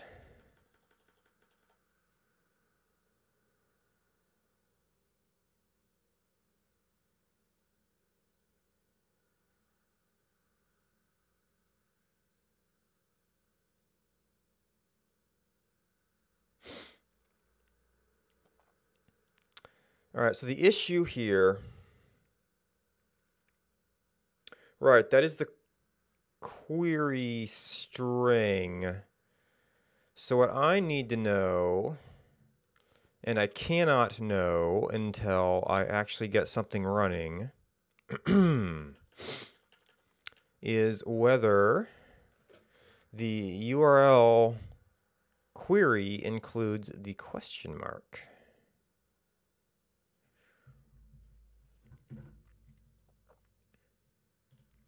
Is there an example parse from string?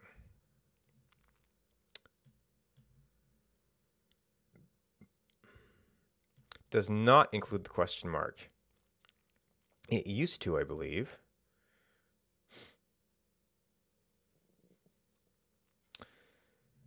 So we take our current URL. Well, I mean, I did not include the hash before. So create path becomes model.location, which might need to be renamed.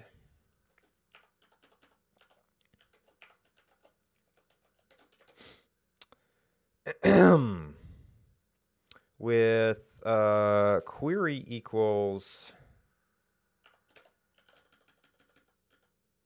create query string.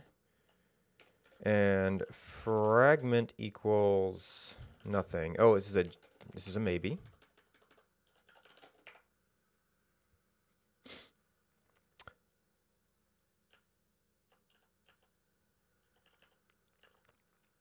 So this could potentially be a maybe itself. But we'd have to do an explicit check for an empty.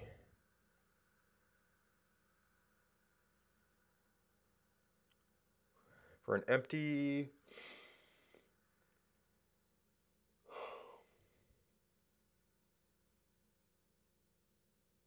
For an empty list...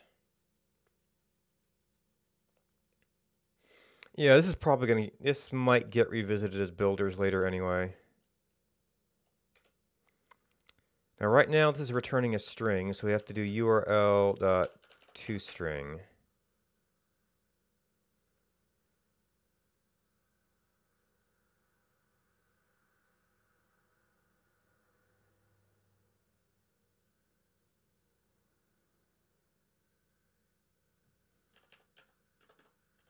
I think this might be that you can't do compound things in here, which is a pain.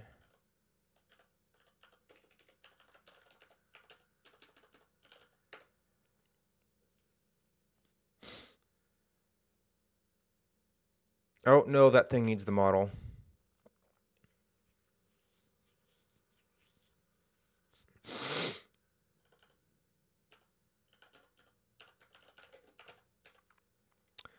Isn't there a way to do that?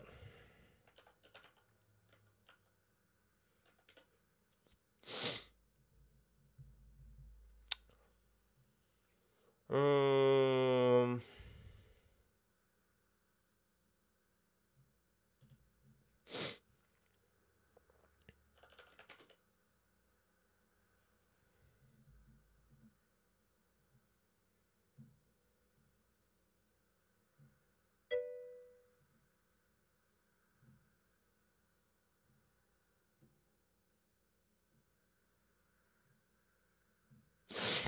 There was a topic a while back.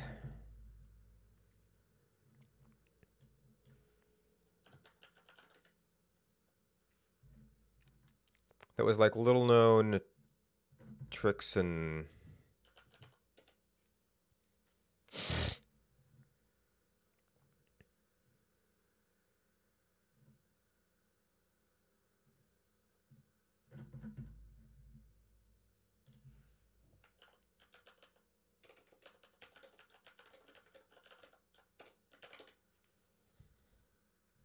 And I can't think of the right term.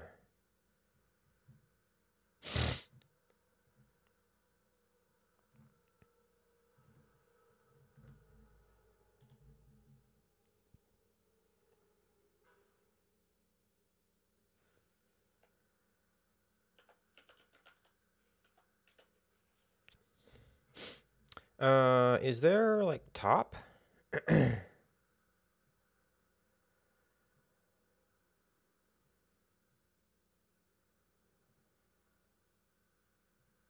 Lesser known syntax.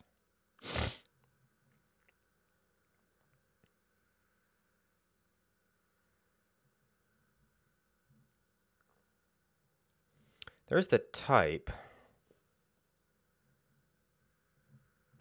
Oh, this is a particular post.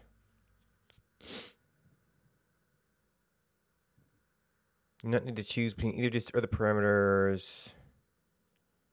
Okay, so it is as.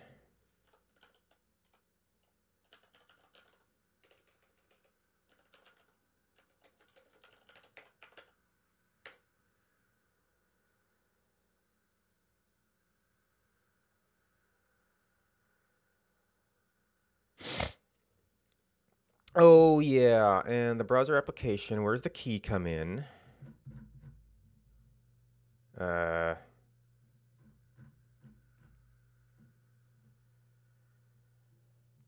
Flags URL key.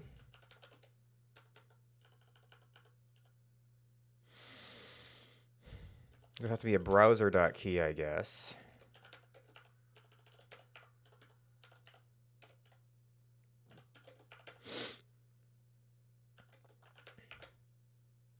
which we're going to have to store in the model.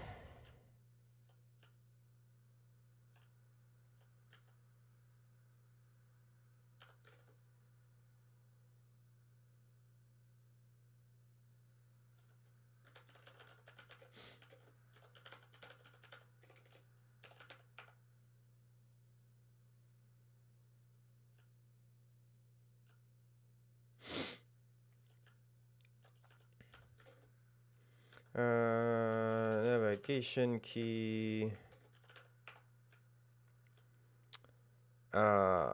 Is it push URL? And which takes that in which order?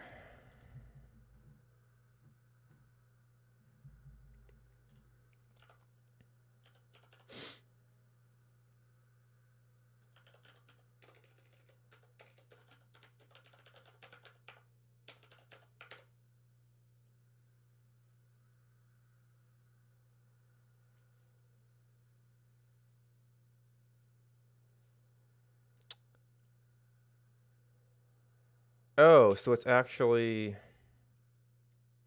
So the browser module documentation assumes you imported browser.navigation exposing all or something like that. Oops. We already had some browser stuff up here. Oh, because there's replacing other modules. And we have it as navigation...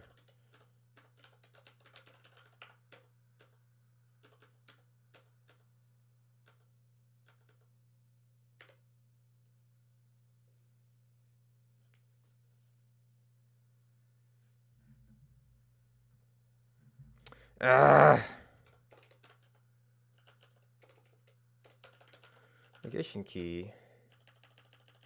No. There we go.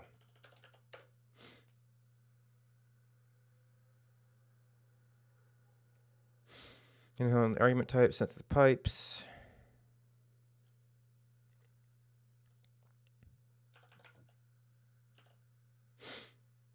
This thought had model.messages map published at with because I was returning that as POSIX.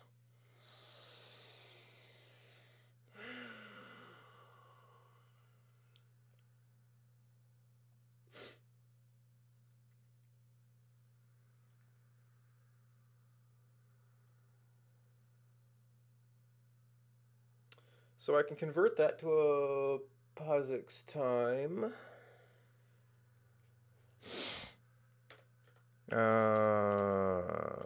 Do I have... Yes, I do have a note for that.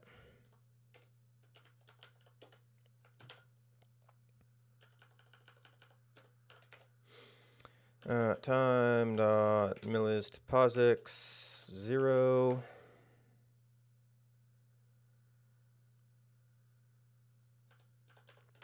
Math on times again.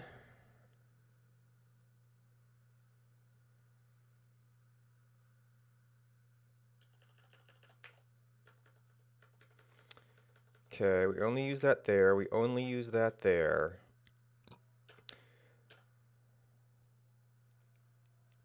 We're doing math with it, so really this is 0. Published at, and then time.POSIX to millis. Time.POSIX to millis.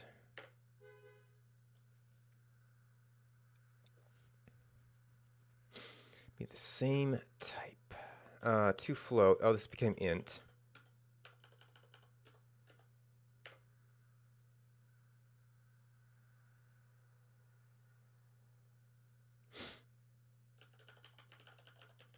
Message polling interval.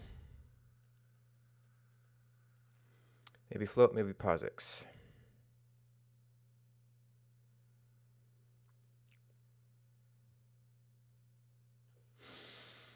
Message polling interval is a just. Ultimately goes into a time.every. We have too many windows as usual.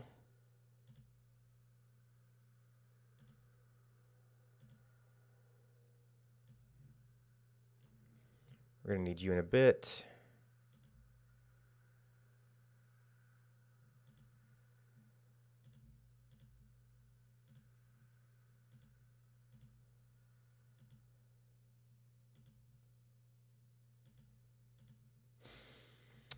Time.every.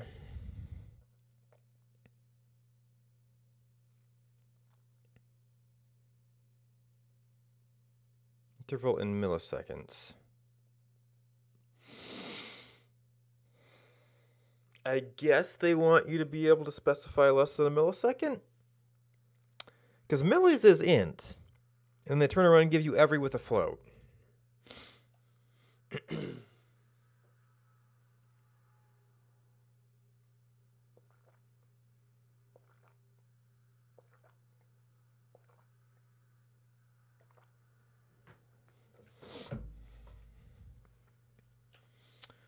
So message polling interval. Based on how we're going to use it, should probably be a float.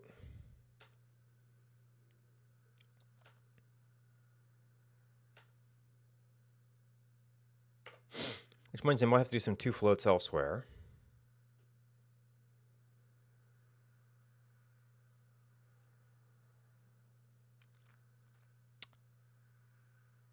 Oh, maybe I was doing attempt because I ended up doing a message that could also receive an error.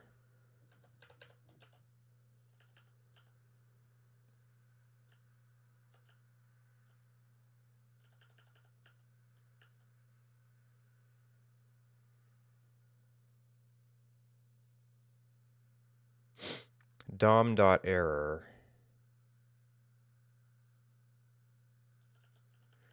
Oh, because no op. No. No op doesn't have arguments.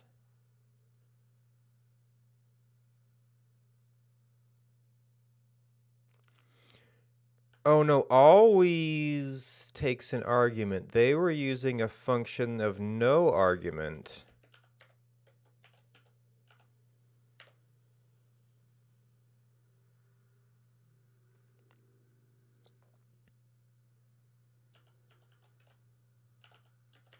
I have to find that example again.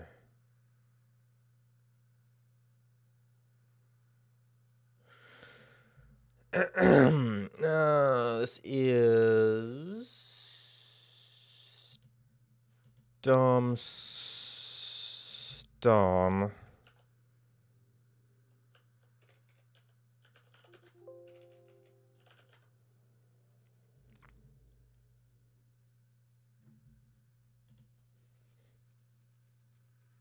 Message equals no op. Backslash arrow no op.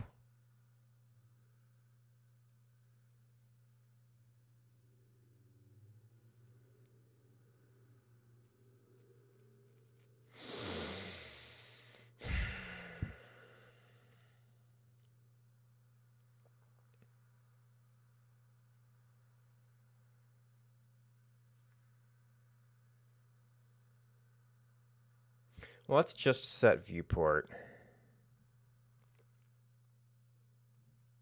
No op, no op. Get viewport of.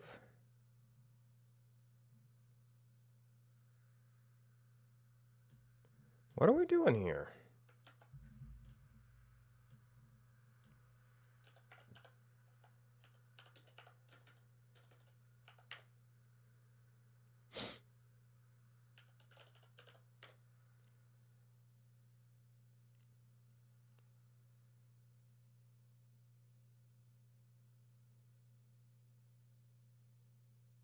I wonder if this is an out of date example.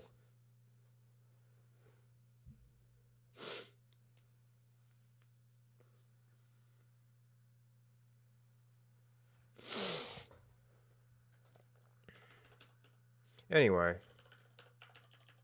attempt.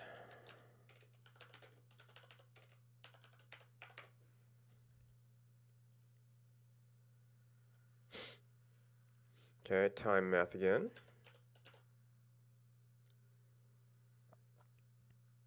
Subtraction does not work with this value.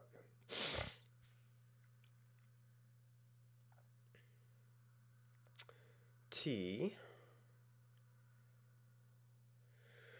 Model auth expires.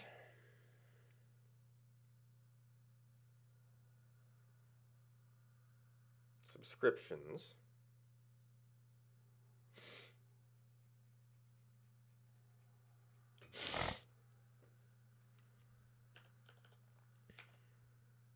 Maybe POSIX.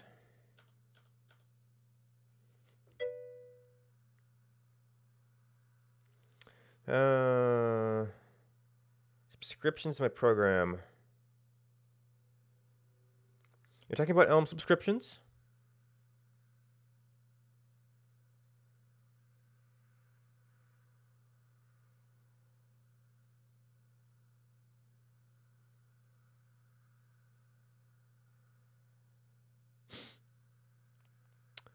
I just want to confirm we're talking about the Elm subscriptions. And these are, I'm in the middle of transitioning this program, so things might be a little bit off.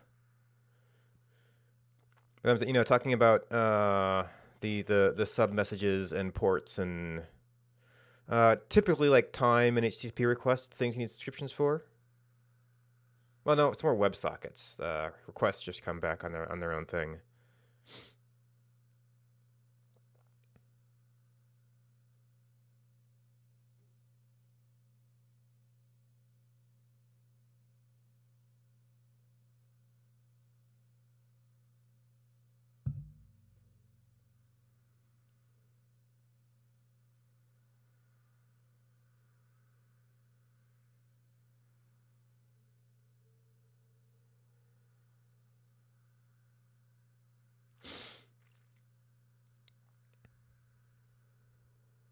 Buy a subscription on a website. It is a program. How'd you take that subscription and put it in the program? If you buy a subscription on a website, is this like a box a month club type subscription? Might need a more concrete example.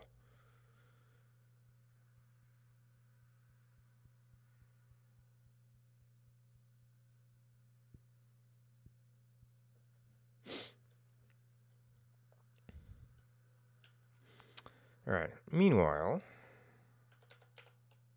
while we wait for Streamlag,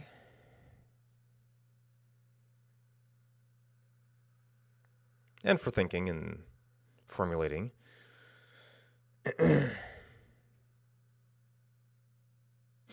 model.time, model.auth expires. Well, model.time is probably going to end up being a POSIX.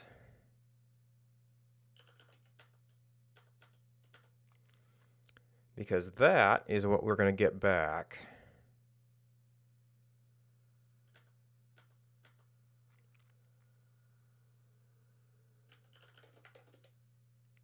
Yeah, from these type of events.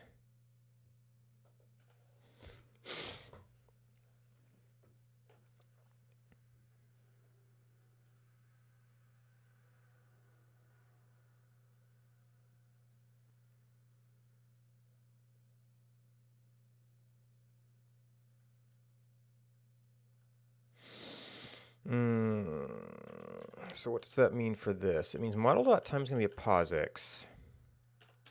Auth expires. Do we have time functions for differing to POSIX?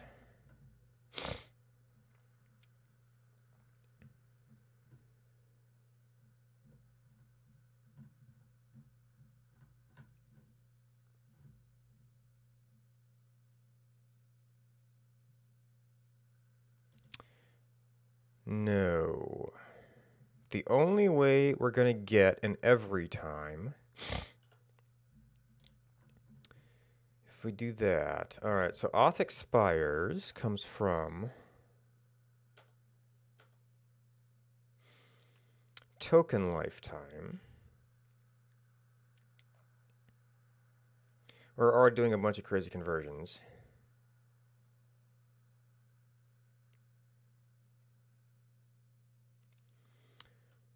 Where we got a particular time, you're right, we got the current time, which was originally in POSIX.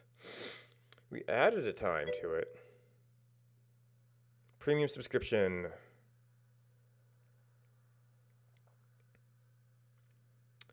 YouTube made a subscription. How would they take the subscription from the website and put it in the program?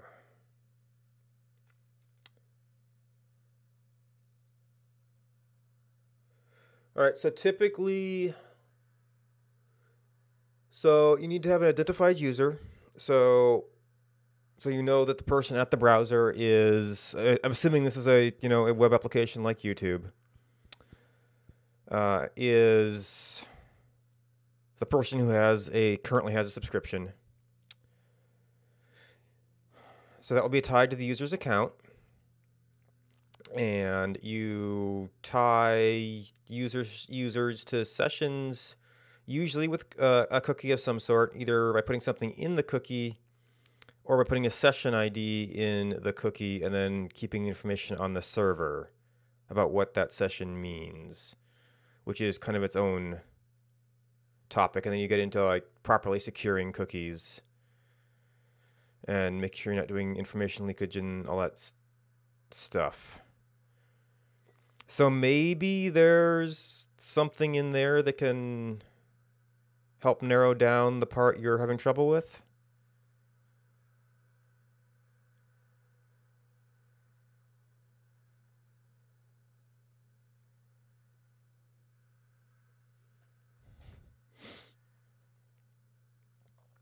Okay.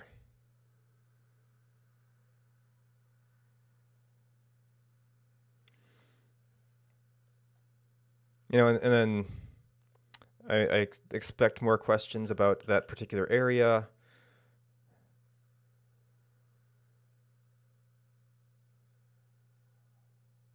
But I mean, and if nothing else, that could give you some better search terms for your Googling and stuff. Web application wise, I only really know the Ruby the Ruby and Rails versions of that, and I think it's in a little bit with Sinatra type stuff. So I don't know like the PHP, Java, how those frameworks would deal with that as well. I mean, the concept's going to be largely the same, but the implementation details not as much. All right, so while you think about that, I'm trying to figure out what units do I want to deal with this in. So I get back a POSIX, I add something to it. I'm ultimately going to be using this in math. Even though it sort of is a POSIX, I'm not really going to use it as a POSIX.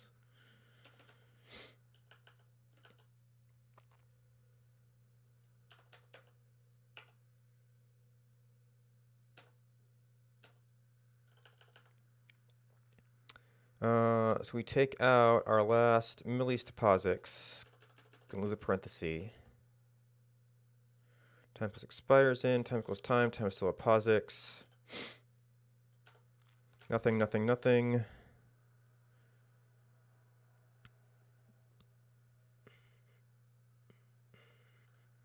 Auth expires. Maybe dot map t to t minus model dot time. Time dot POSIX to millis. And I might have to do a float conversion there as well. Okay, that was all of them.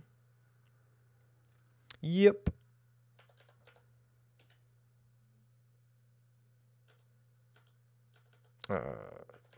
Hit something else there.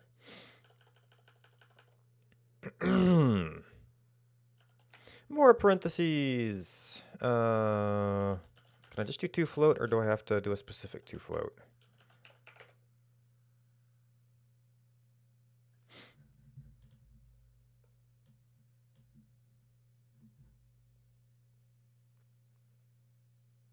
First argument to application. Oh boy.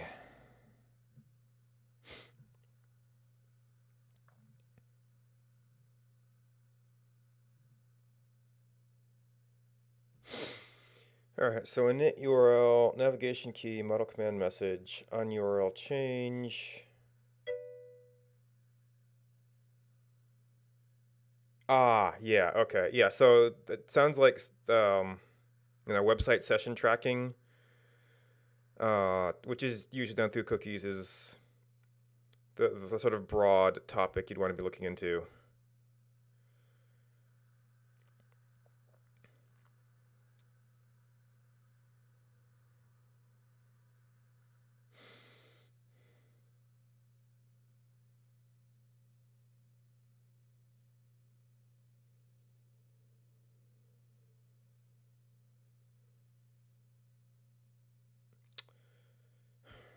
On URL change, it's coming up with a different message, but it's a thing where it's not necessarily the same time. Well, so why is that? No, those are the only two lowercase messages. So it looks like those could be different types. They don't have to be different types.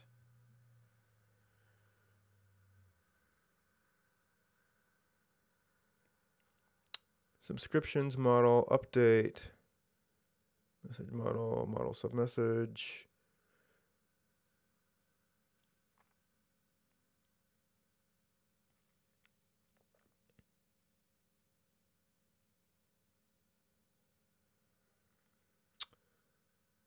Oh, is this? It'd be nice if it blew out this type here. I might have had a different. Yeah. So I am cross-streaming to YouTube. As much for the record as anything. I got into it because of a particular site that I didn't end up really using. But it's still nice to have the archive. The only thing is that there's not as much traffic there or much chat there, so then I tend to miss it if it ever does happen. So I made a little app that will ding if there's a chat message. And the Elm, there was an update to the language I used for it called Elm, which changes a lot of things. One of them is time, seems to be causing me the most trouble. So, well, time and sort of how it handles URLs and application structure, causing a bit of trouble. Because I did a bunch of time tracking and things in here. For has it been long enough that I need to maybe try to draw attention to it? So it might be that we have changed the time. Oh, you know what? I draw in the view we use auth expires at one point, which is going to make it look like a different type. And I've been loose with the view type just because I didn't really want to transfer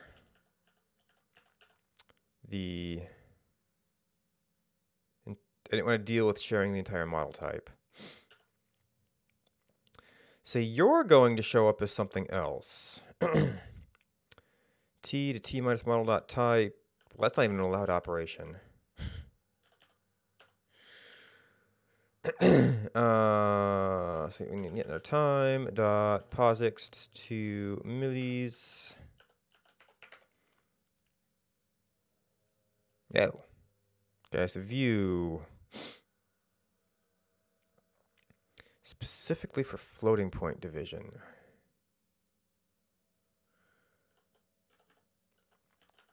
Okay. Spell seconds, we're not really going to care.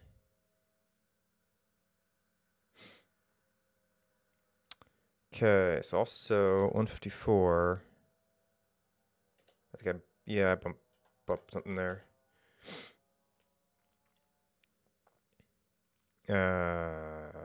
It is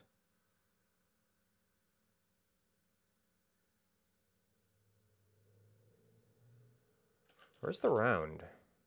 What? Is that like internal to string.fromInt or something? I'm not even seeing a round here.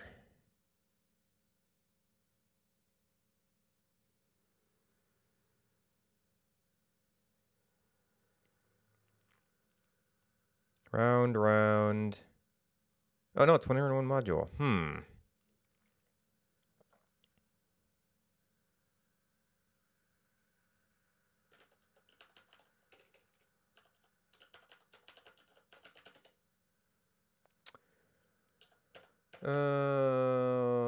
Audio notice idle is an int.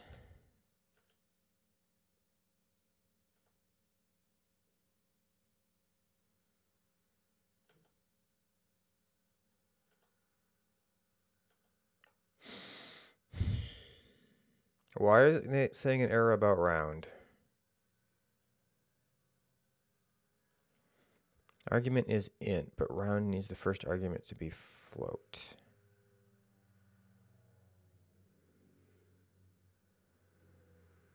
What?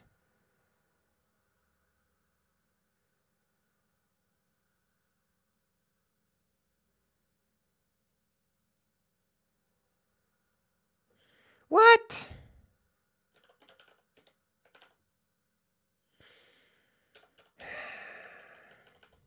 I wish it would tell me which function didn't like this.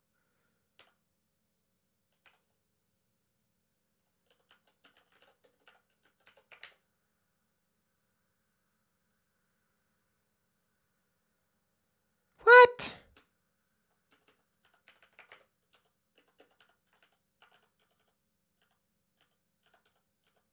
Of course, now it's not going to be happy with that.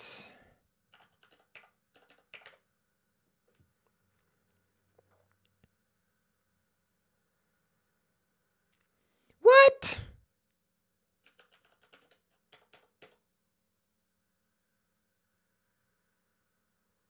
So we messed up parentheses here or something. Okay. Okay.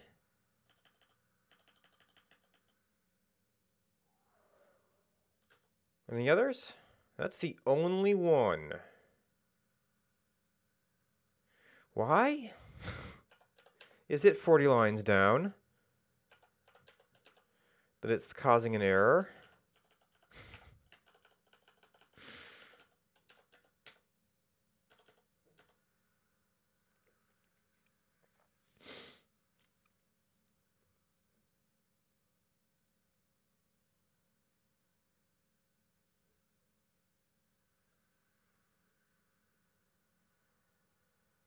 Oh, this is an int, so we don't even need the round.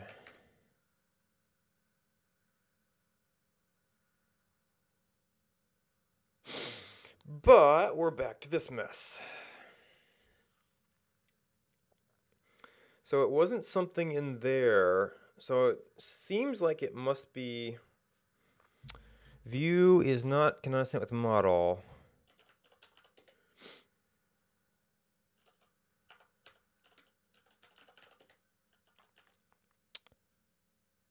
And it's reordered the fields for me. Isn't that nice?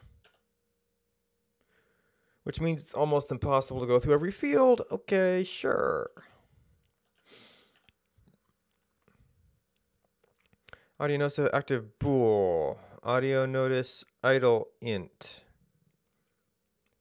No, actually, audio notice maybe POSIX. Auth.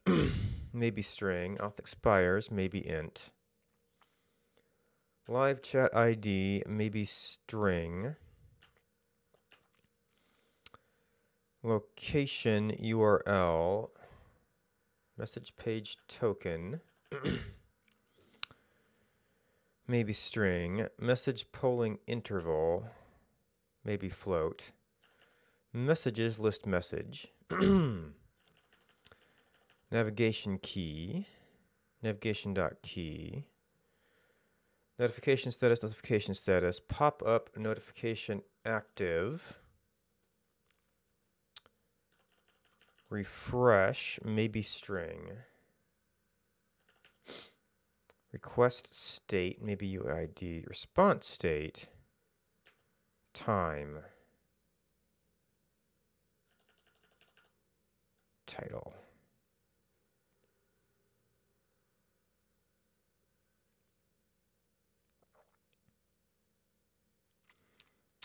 Well, that is browser document.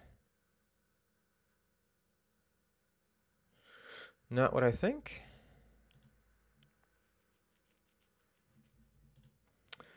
I could view. I can type that one.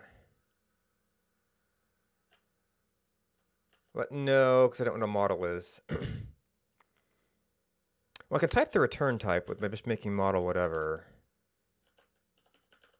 Well, I need to be able to type tagger.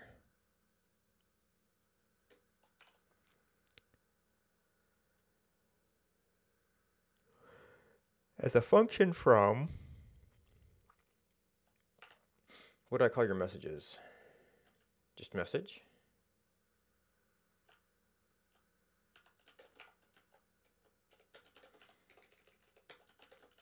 Message to @message. A unknown type model, and it returns a browser dot document of @message.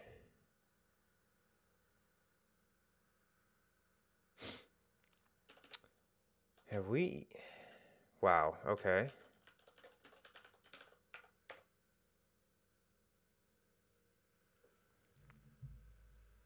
Any type. Specifically wants a record. Oh, now you're going to give me grief about that. This is why I don't want to deal with the unknown types.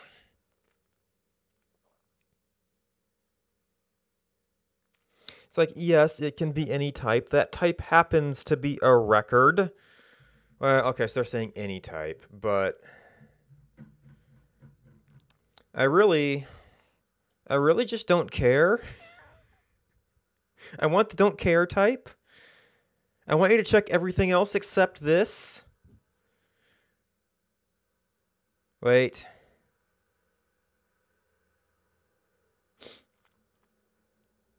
But the document definition. And it's got completely wrong lines again.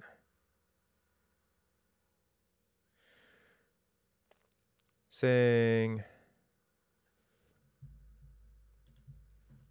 What the heck is the document type?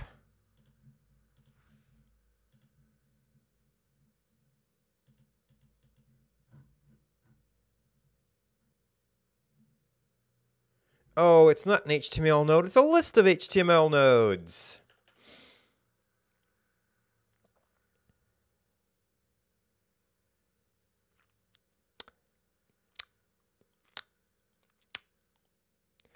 Why would you be that silly? I mean, I guess it's the body contents.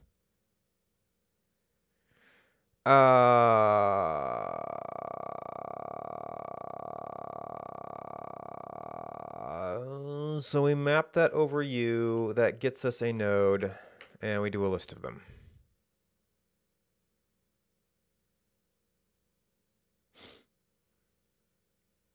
Okay, so our view matches now.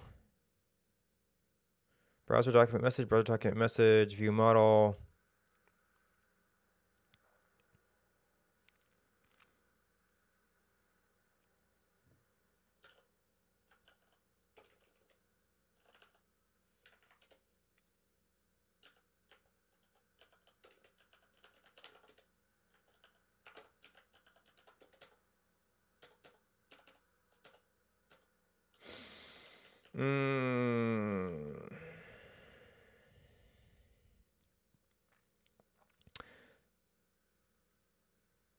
So it cannot infer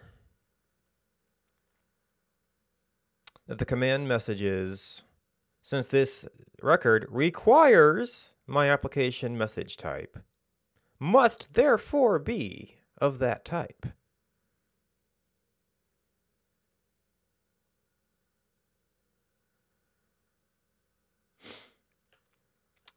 So we have to do foo is how do you type always? Or how about we just do no, because then it's still a auto implicitly typed. I need the type of always.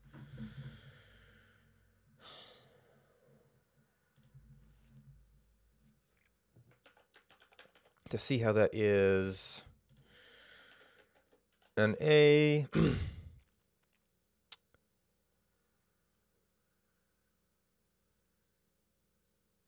Wait, always, oh, type B. Command message.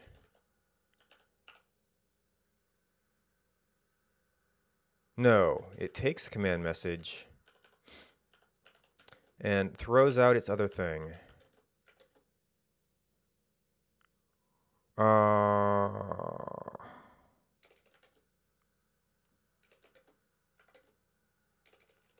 Can we even do this?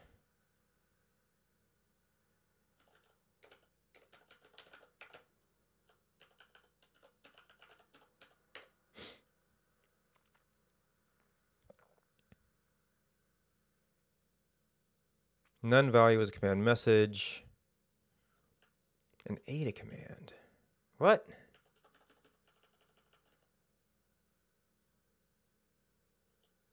All right, it takes a value. Oh, we don't need the we don't need that here.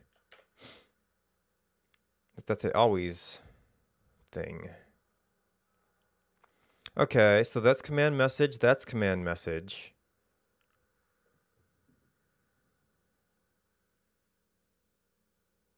Where is the difference?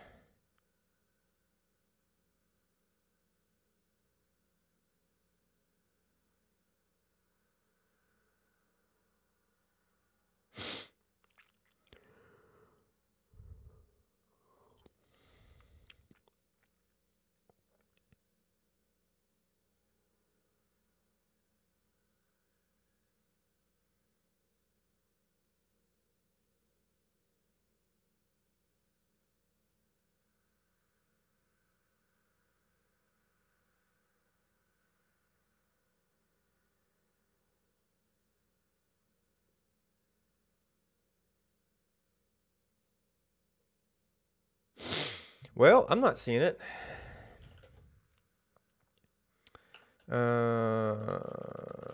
Edit.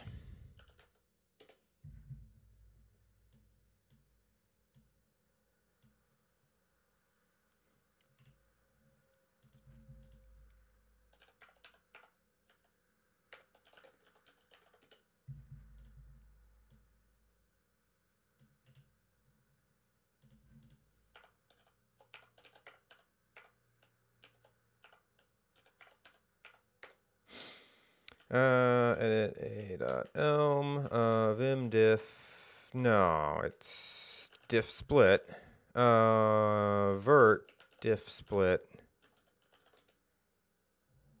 Oh, so it is in use somewhere.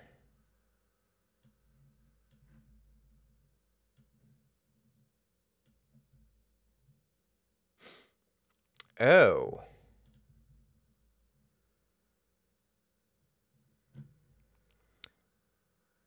It's message, not command message.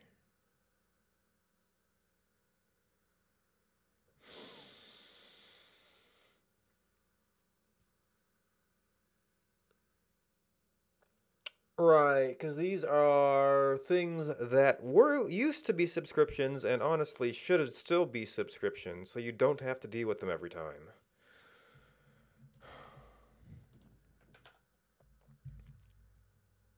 I just gloss over command message because it's so common. No. All right, so get rid of those. Let's see, some searching again.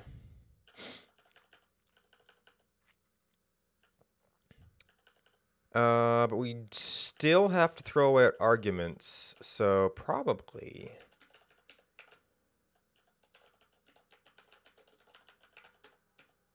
That would work. Okay, we got it to compile. Correct behavior is going to be a completely different matter.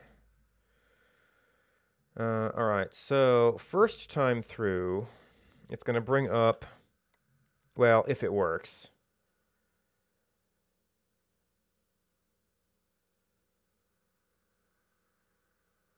What?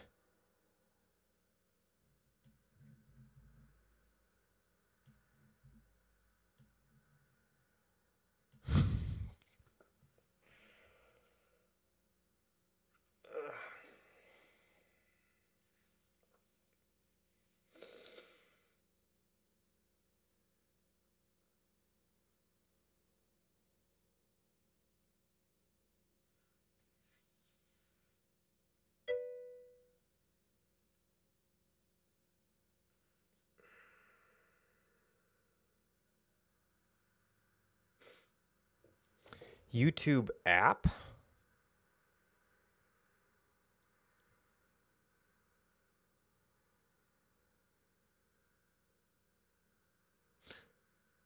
What do you want a YouTube app to do that isn't served by just the regular site?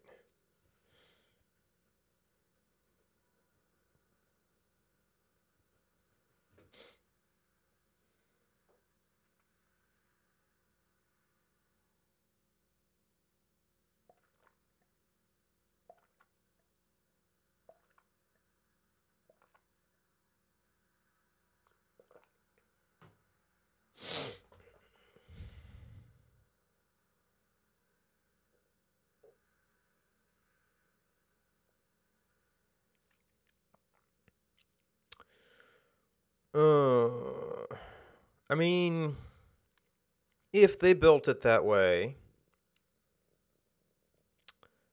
I'd expect it would just end up being an embedded browser, and Chrome is one of the most easily accessible embedded browsers, so it would be kind of a wash. They'd have to completely rewrite everything into some other environment. So they would have to have some target application where resource constraints were an important enough thing to justify that investment.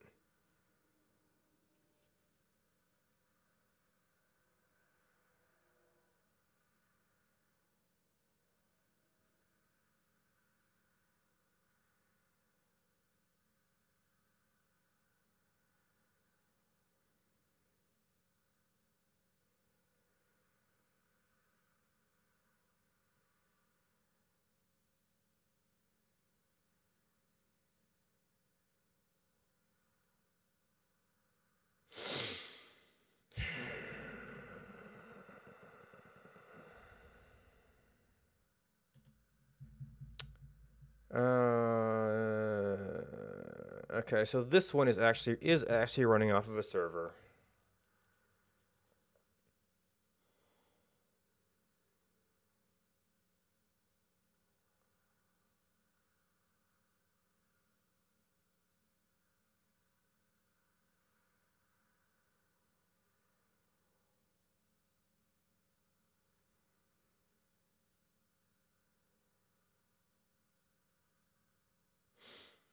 That's how I normally use it. And I use Reactor because of certain cannot fetch URL from local file things anyway. This just really annoys me.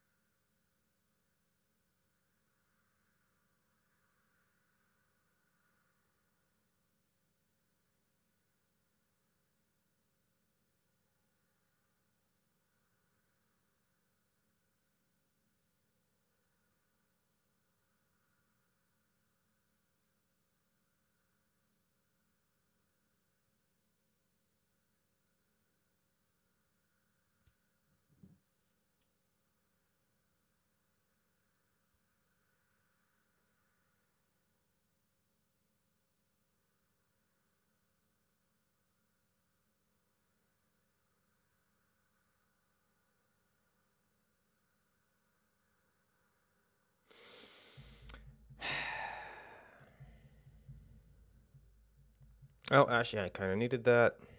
Well, I didn't need exactly that, because now we have to go run reactor again.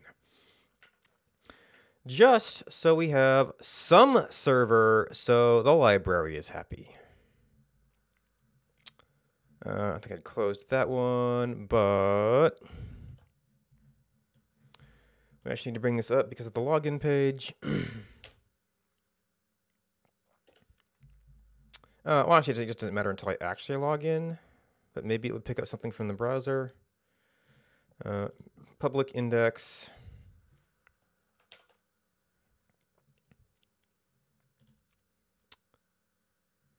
Elm is not defined. Okay, so the indexed HTML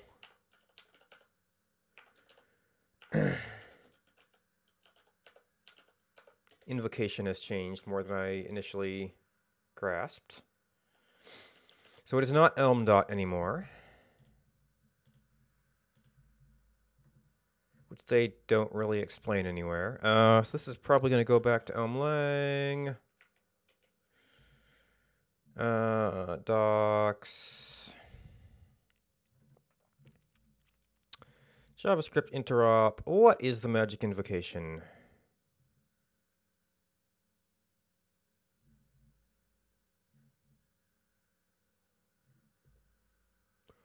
Podon.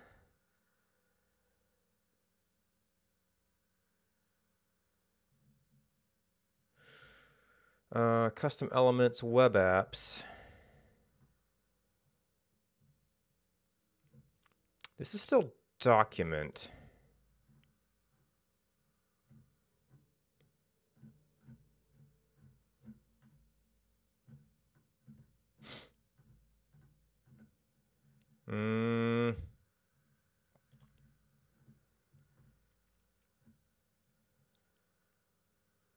App equals Elm app name ignit.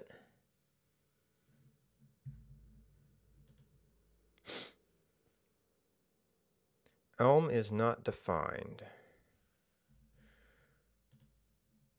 which would mean that our, I guess the compiler was still running? Okay.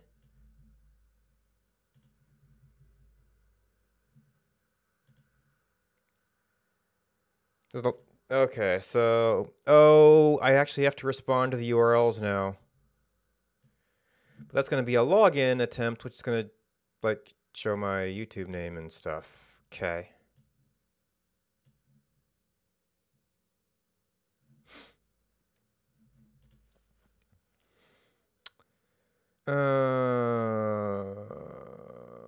So this is where we have to do something with the navigation.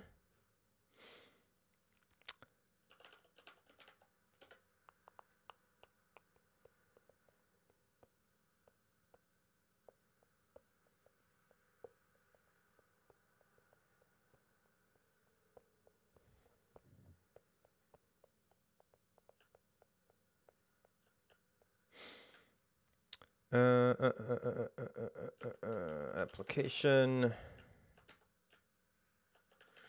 So on URL request, on URL change. And that's actually part of here. Which don't do anything until we implement them. It gets the initial URL. Someone clicks a link. It always goes through our URL request. When the URL changes. Okay, so this is user changed the URL. When someone clicks a link.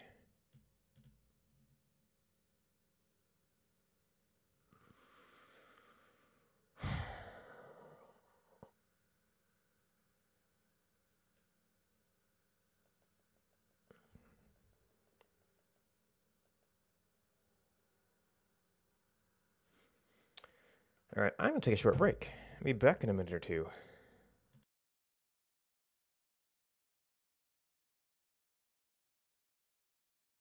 There and help it cycle so that eventually this can get up to boiling temperature and get us more water.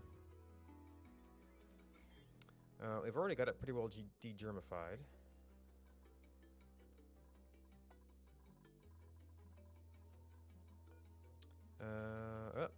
Alright, so you are... I never did put one more temp shift here. Hydrogen is up to 200 degrees.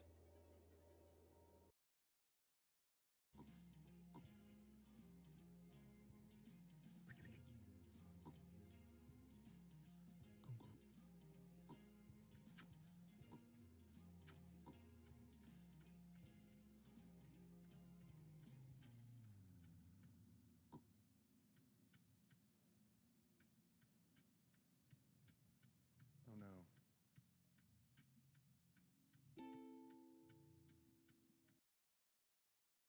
I don't want to retain anything. Look at this. We're gonna have 7 nightmares and... Or no. We're gonna have 4 nightmares and 6 madnesses. That's actually a little on the useless side. Okay. This is infinite nightmares and madnesses. Infinite.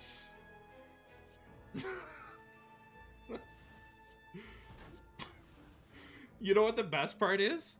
They're all dead because I just activated so many skills, but I do have 6 nightmares, all cost 0, and 6 madnesses that all cost 0. And we're gonna bouncy blast this last dude. Okay. Yep.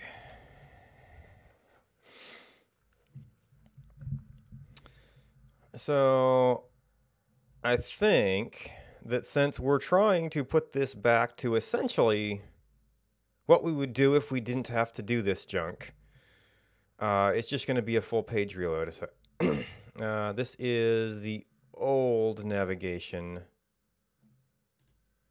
This is actually separate browser.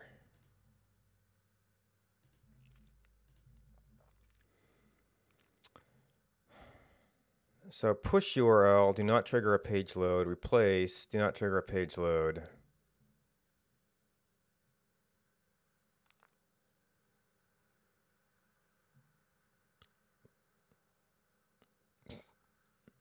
Yeah, so we're going to want to just pass the received URL to load.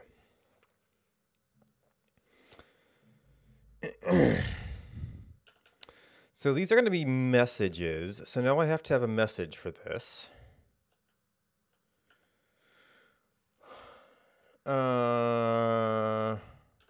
Actually, we do have...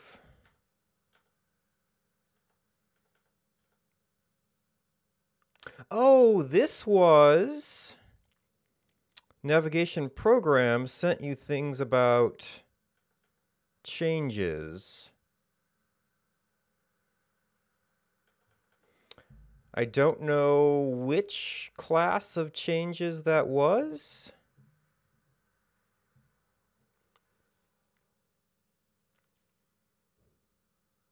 Whenever it changes. Yeah.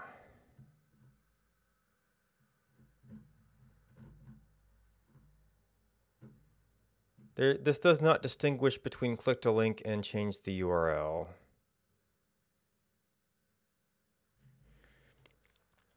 But I did actually have a thing for this. Well, I'm going to respond to them the same way, so that's fine. Well, except that this... Oh, so I guess this actually was just capturing it. But now they're going to send you like internal and external. Well, no. Oh, there are different arguments. URL change. It's still on my app. So that's covered by this one.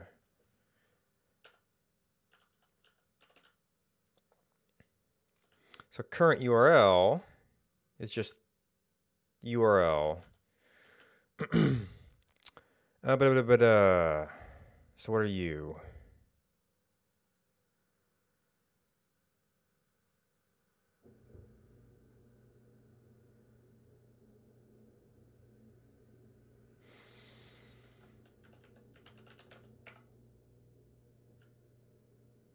Okay. So you URL request.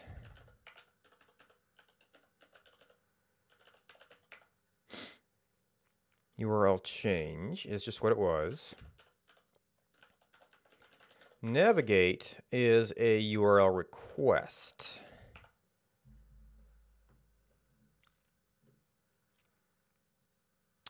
Which is either external URL or internal string.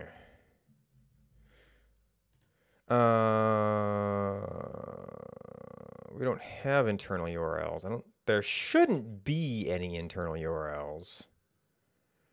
So actually, navigate internal location would look exactly like that, whereas navigate external URL would do something entirely different.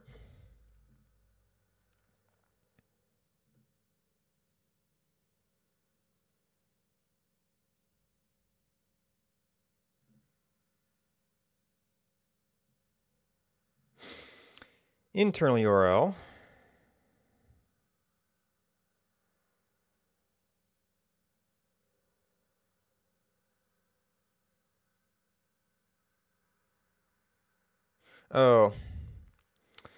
they recommend also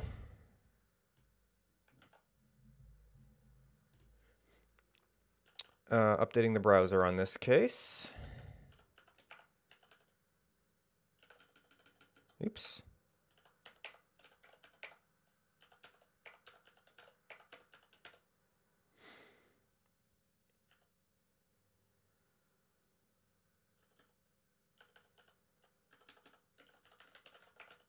I mean, I guess URL is the new name, so we should maybe start switching to that. Then it gets confusing between what's a string and what's not a string.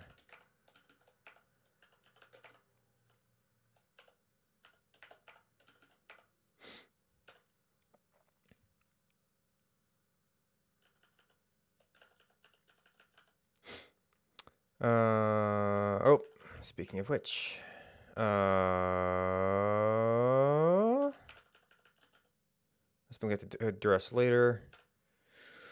But this is just a string, which is why this gets confusing. So this is just going to be, we're going to navigate away, so the model doesn't even matter.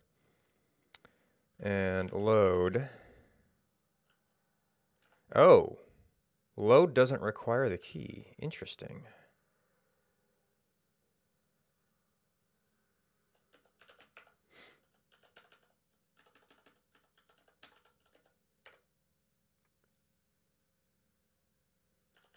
Oh.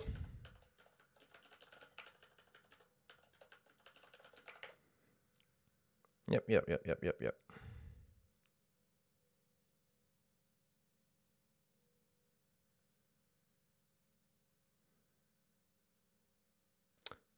But this is in browser for some reason. I guess it has to be dealt with somewhere else. Oh, because the applications have to return those types. Oh, and he imported these as nav.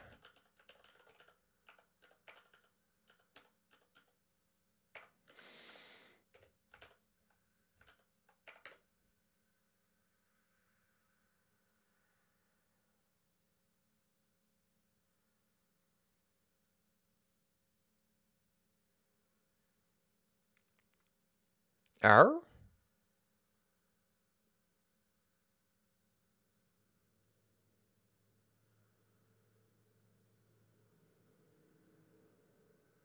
R?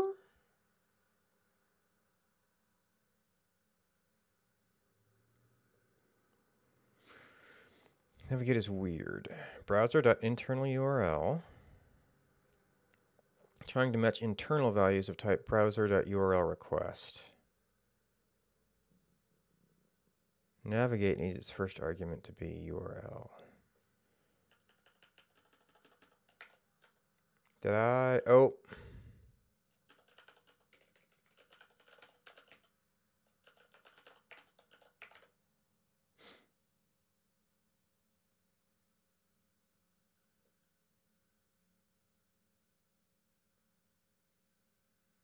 Oh, indeed. Model.key, so just copying that code. Navigation key.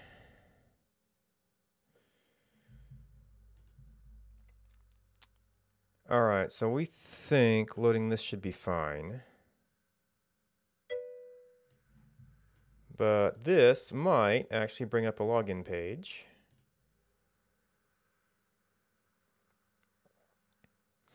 Okay, so that came back. But we do not appear to have parsed any of the yeah, auth state mismatch. Which I have to look up where that is.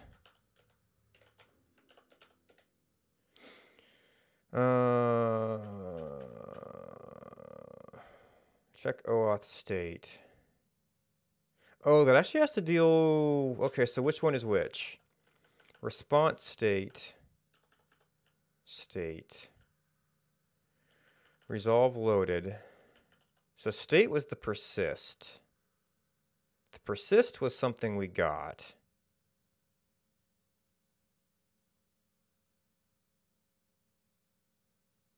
Nothing.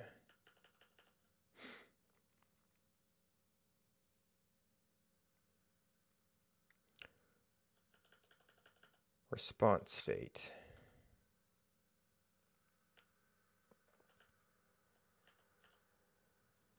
So extract search argument is failing is what this is coming down to.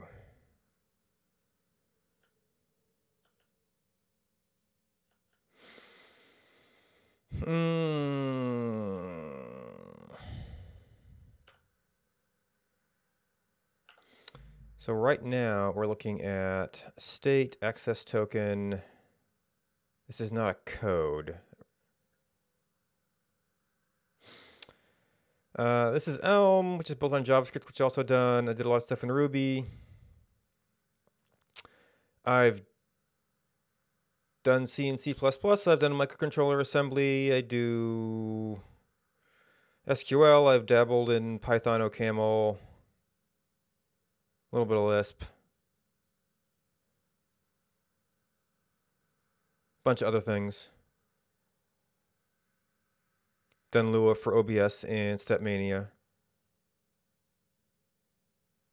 Whatever, I need to get the job done.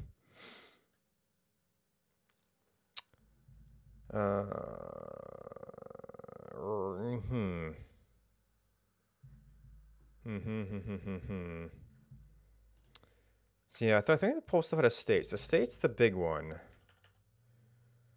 Oh, wait. Extract search argument code. Case code of search. What? Oh, that's search argument. That's for a different kind of redirect. Auth is just the access token.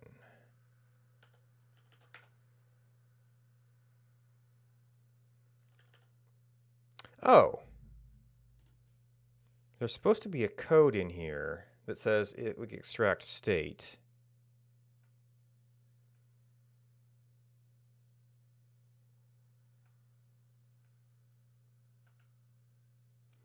This might be a problem with... I actually have to look up the docs for this again. View code. Okay, I'm not necessarily sending a code. I think that's when I was trying to do the persistent login.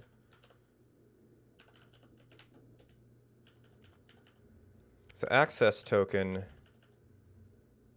Oh yeah, if it's not a code. Oh, that determines whether it's search or hash. Okay. So the things we're looking for are the hash arguments.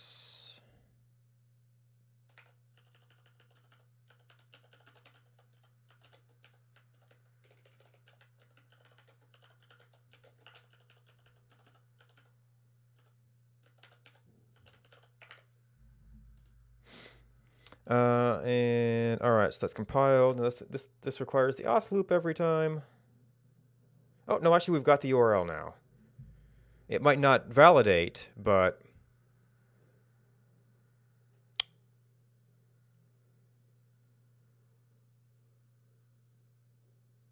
You're a function? Oh, these are probably maybes.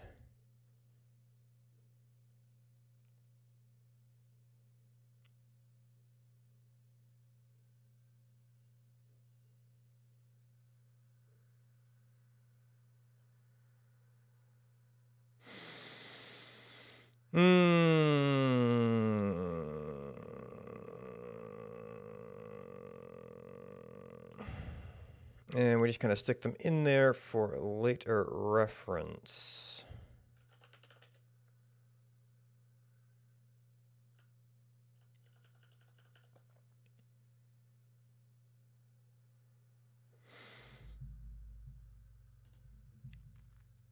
Can we perchance...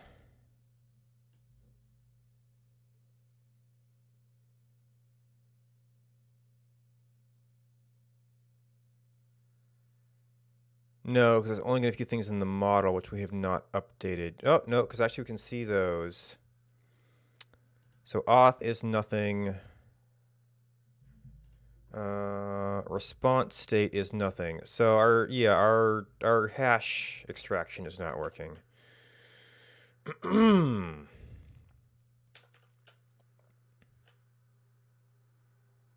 Extract hash argument.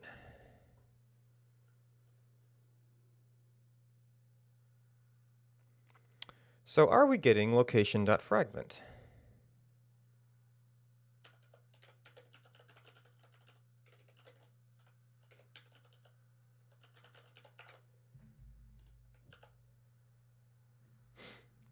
Okay, we definitely got something for fragment. And it is a just, so it should be going into here. Oops.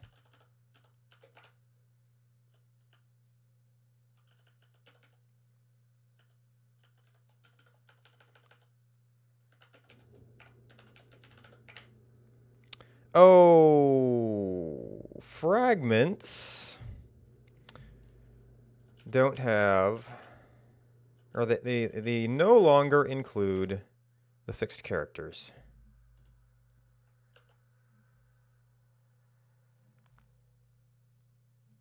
Oh. Okay, but now I have to do a loop from this state to match up.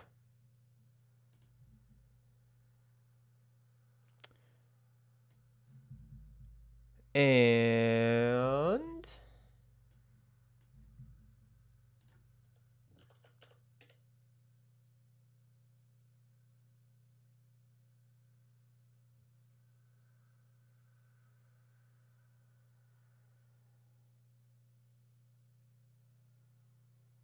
okay, this one saw it.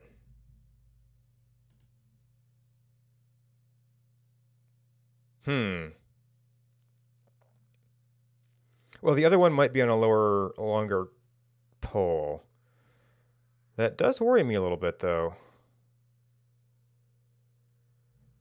I may have to revisit if this actually picks up messages once the auth expires.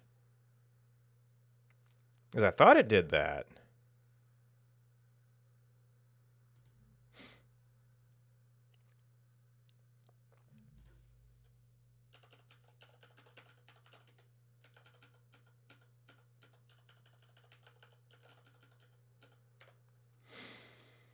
Okay, so that is... Now what you didn't do is play audio. Well, that's something we're going to have to test.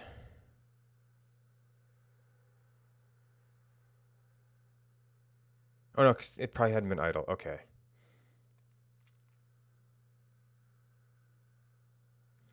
So that compiles. So this is a sort of minimum viable conversion. It compiles, it appears to run. Oh, we haven't done the icons yet.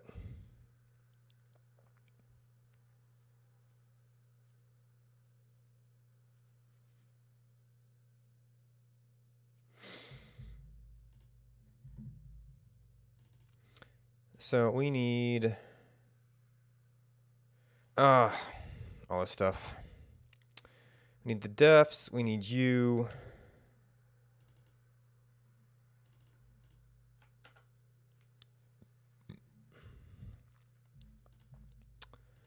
And actually, it's in there. Moon.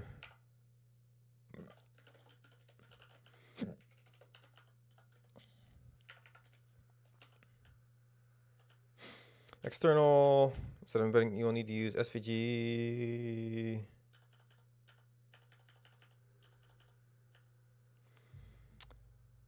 Learn more about this polyfill.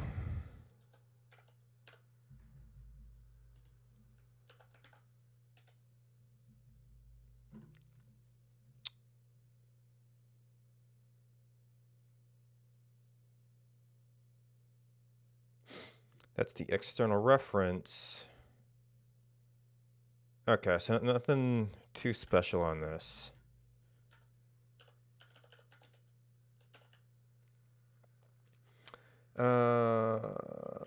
You're kind of even. I mean, I guess it's got defer on it, so.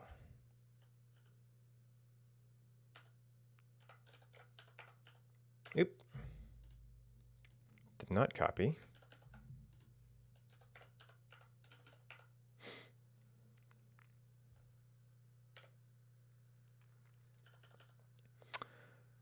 And then all of this goes away.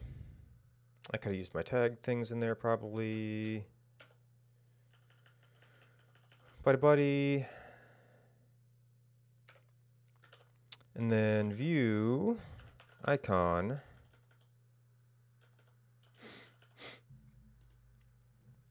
Now needs to be used as SVG with our classes. Use xlink href equals symbol defs.svg.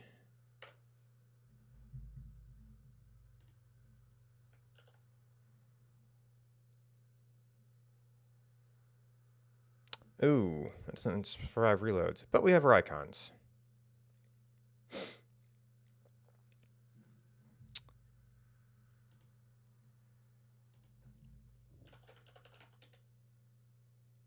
We can get rid of those.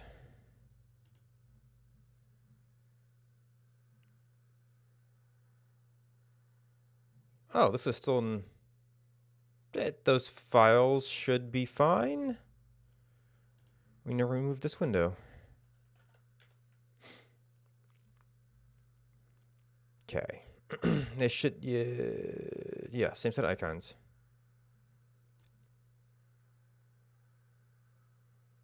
Or maybe no, because I copied, oh, I must have more than one window open? How did I end up in there and still add these to the right place?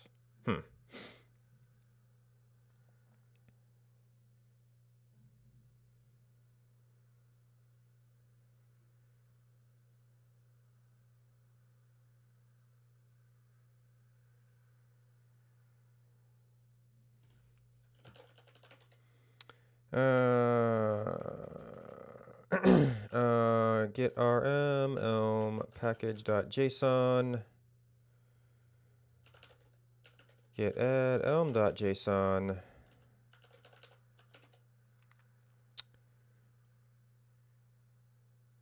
We modified public index. Got our watches.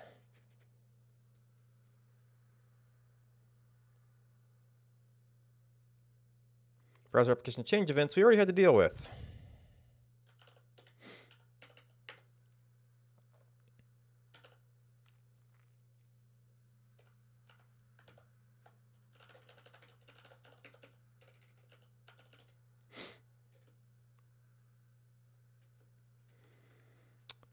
And to redo the icons, we had to rename that.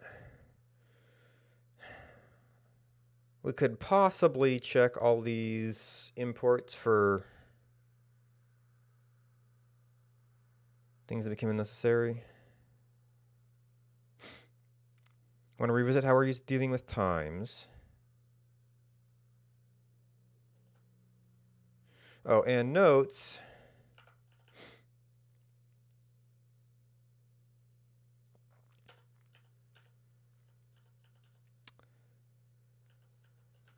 moot with O.19 apparently.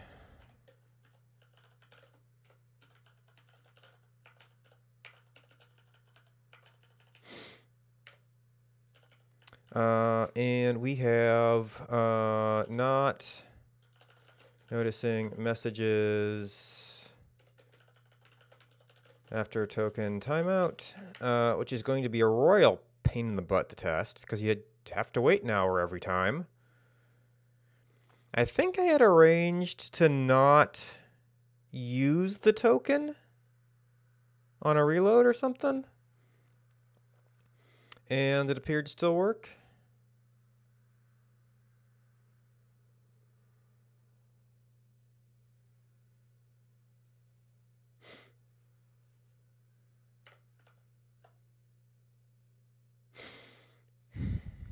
All right, so redirect URIs, percent encoding, yeah.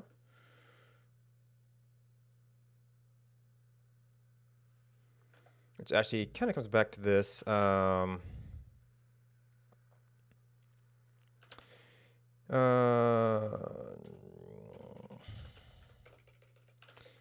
argument parsing, since we have URL module anyway.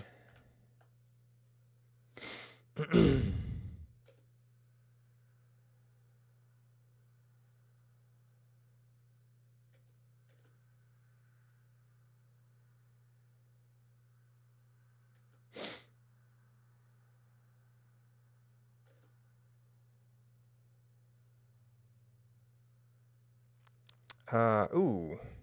Yeah, we totally punted on timestamps. Which actually is going to be POSIX time parsing is going to be our big one. Well, not just timestamp parsing is probably a project for another day. Since it's kind of lunchtime here. So it's not fully working. We can't actually do time-based things yet.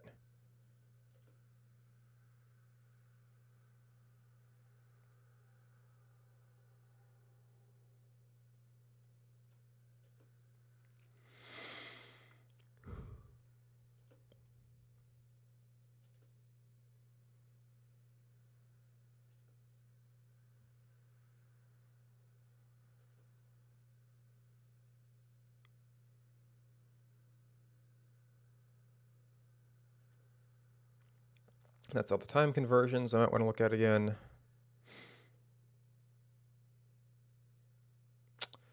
Needed a random indent. Another random indent.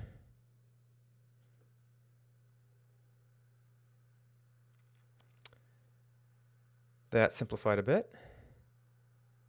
No, actually, no, that was the other one. I was thinking of the view one that simplified. Those, yeah, actually got kind of ugly.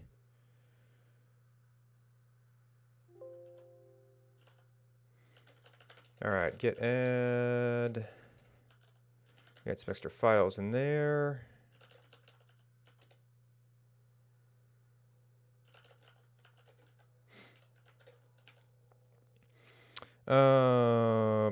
Basically, well, loads and logs in under op.19. Timestamp parsing needs timestamp parsing stubbed.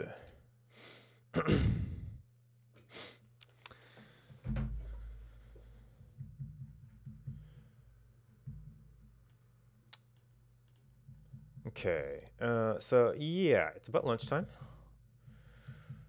Thanks for watching. Thanks to 2 Left for Decried, Dogden Lake, 1 Jellybean, Haskin TV, Stormy Ice Leopard, Kuro Kitsune, Moved on Me. Did I get Oseret Gaming? Got most of them. For hosting me. I'm typically going to be doing this most mornings. Yeah, well, and I've been like kind of tired lately. I think I've been pushing my afternoon gaming streams a little bit too hard, but so let's see if this is playing nice today. Yes, it is. So schedules are still a little weird from some transitions a little while ago. But roughly the bottom of each day is going to be the more recent times, which gives you a rough idea. So hopefully you can extrapolate. The numbers are U.S. Central, but hopefully you can extrapolate from current time to your local time zone.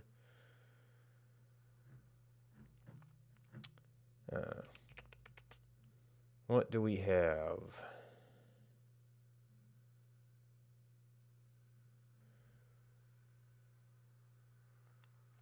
Definitely some regulars there.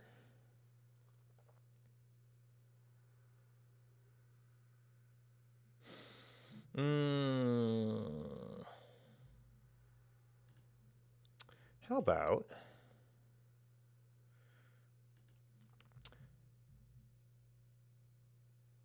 yeah, so that should still be going. So if you're looking for someplace cool to hang out, Makings of a Hero is working on a MOBA game. I believe it's Unity or something like that. But she's another person who seems to keep up a pretty good monologue about, you know, what she's thinking about and how things are working. So yeah, for someplace cool to hang out, that's someplace cool to hang out. Thanks for hanging out with me. Goodbye, and until next time.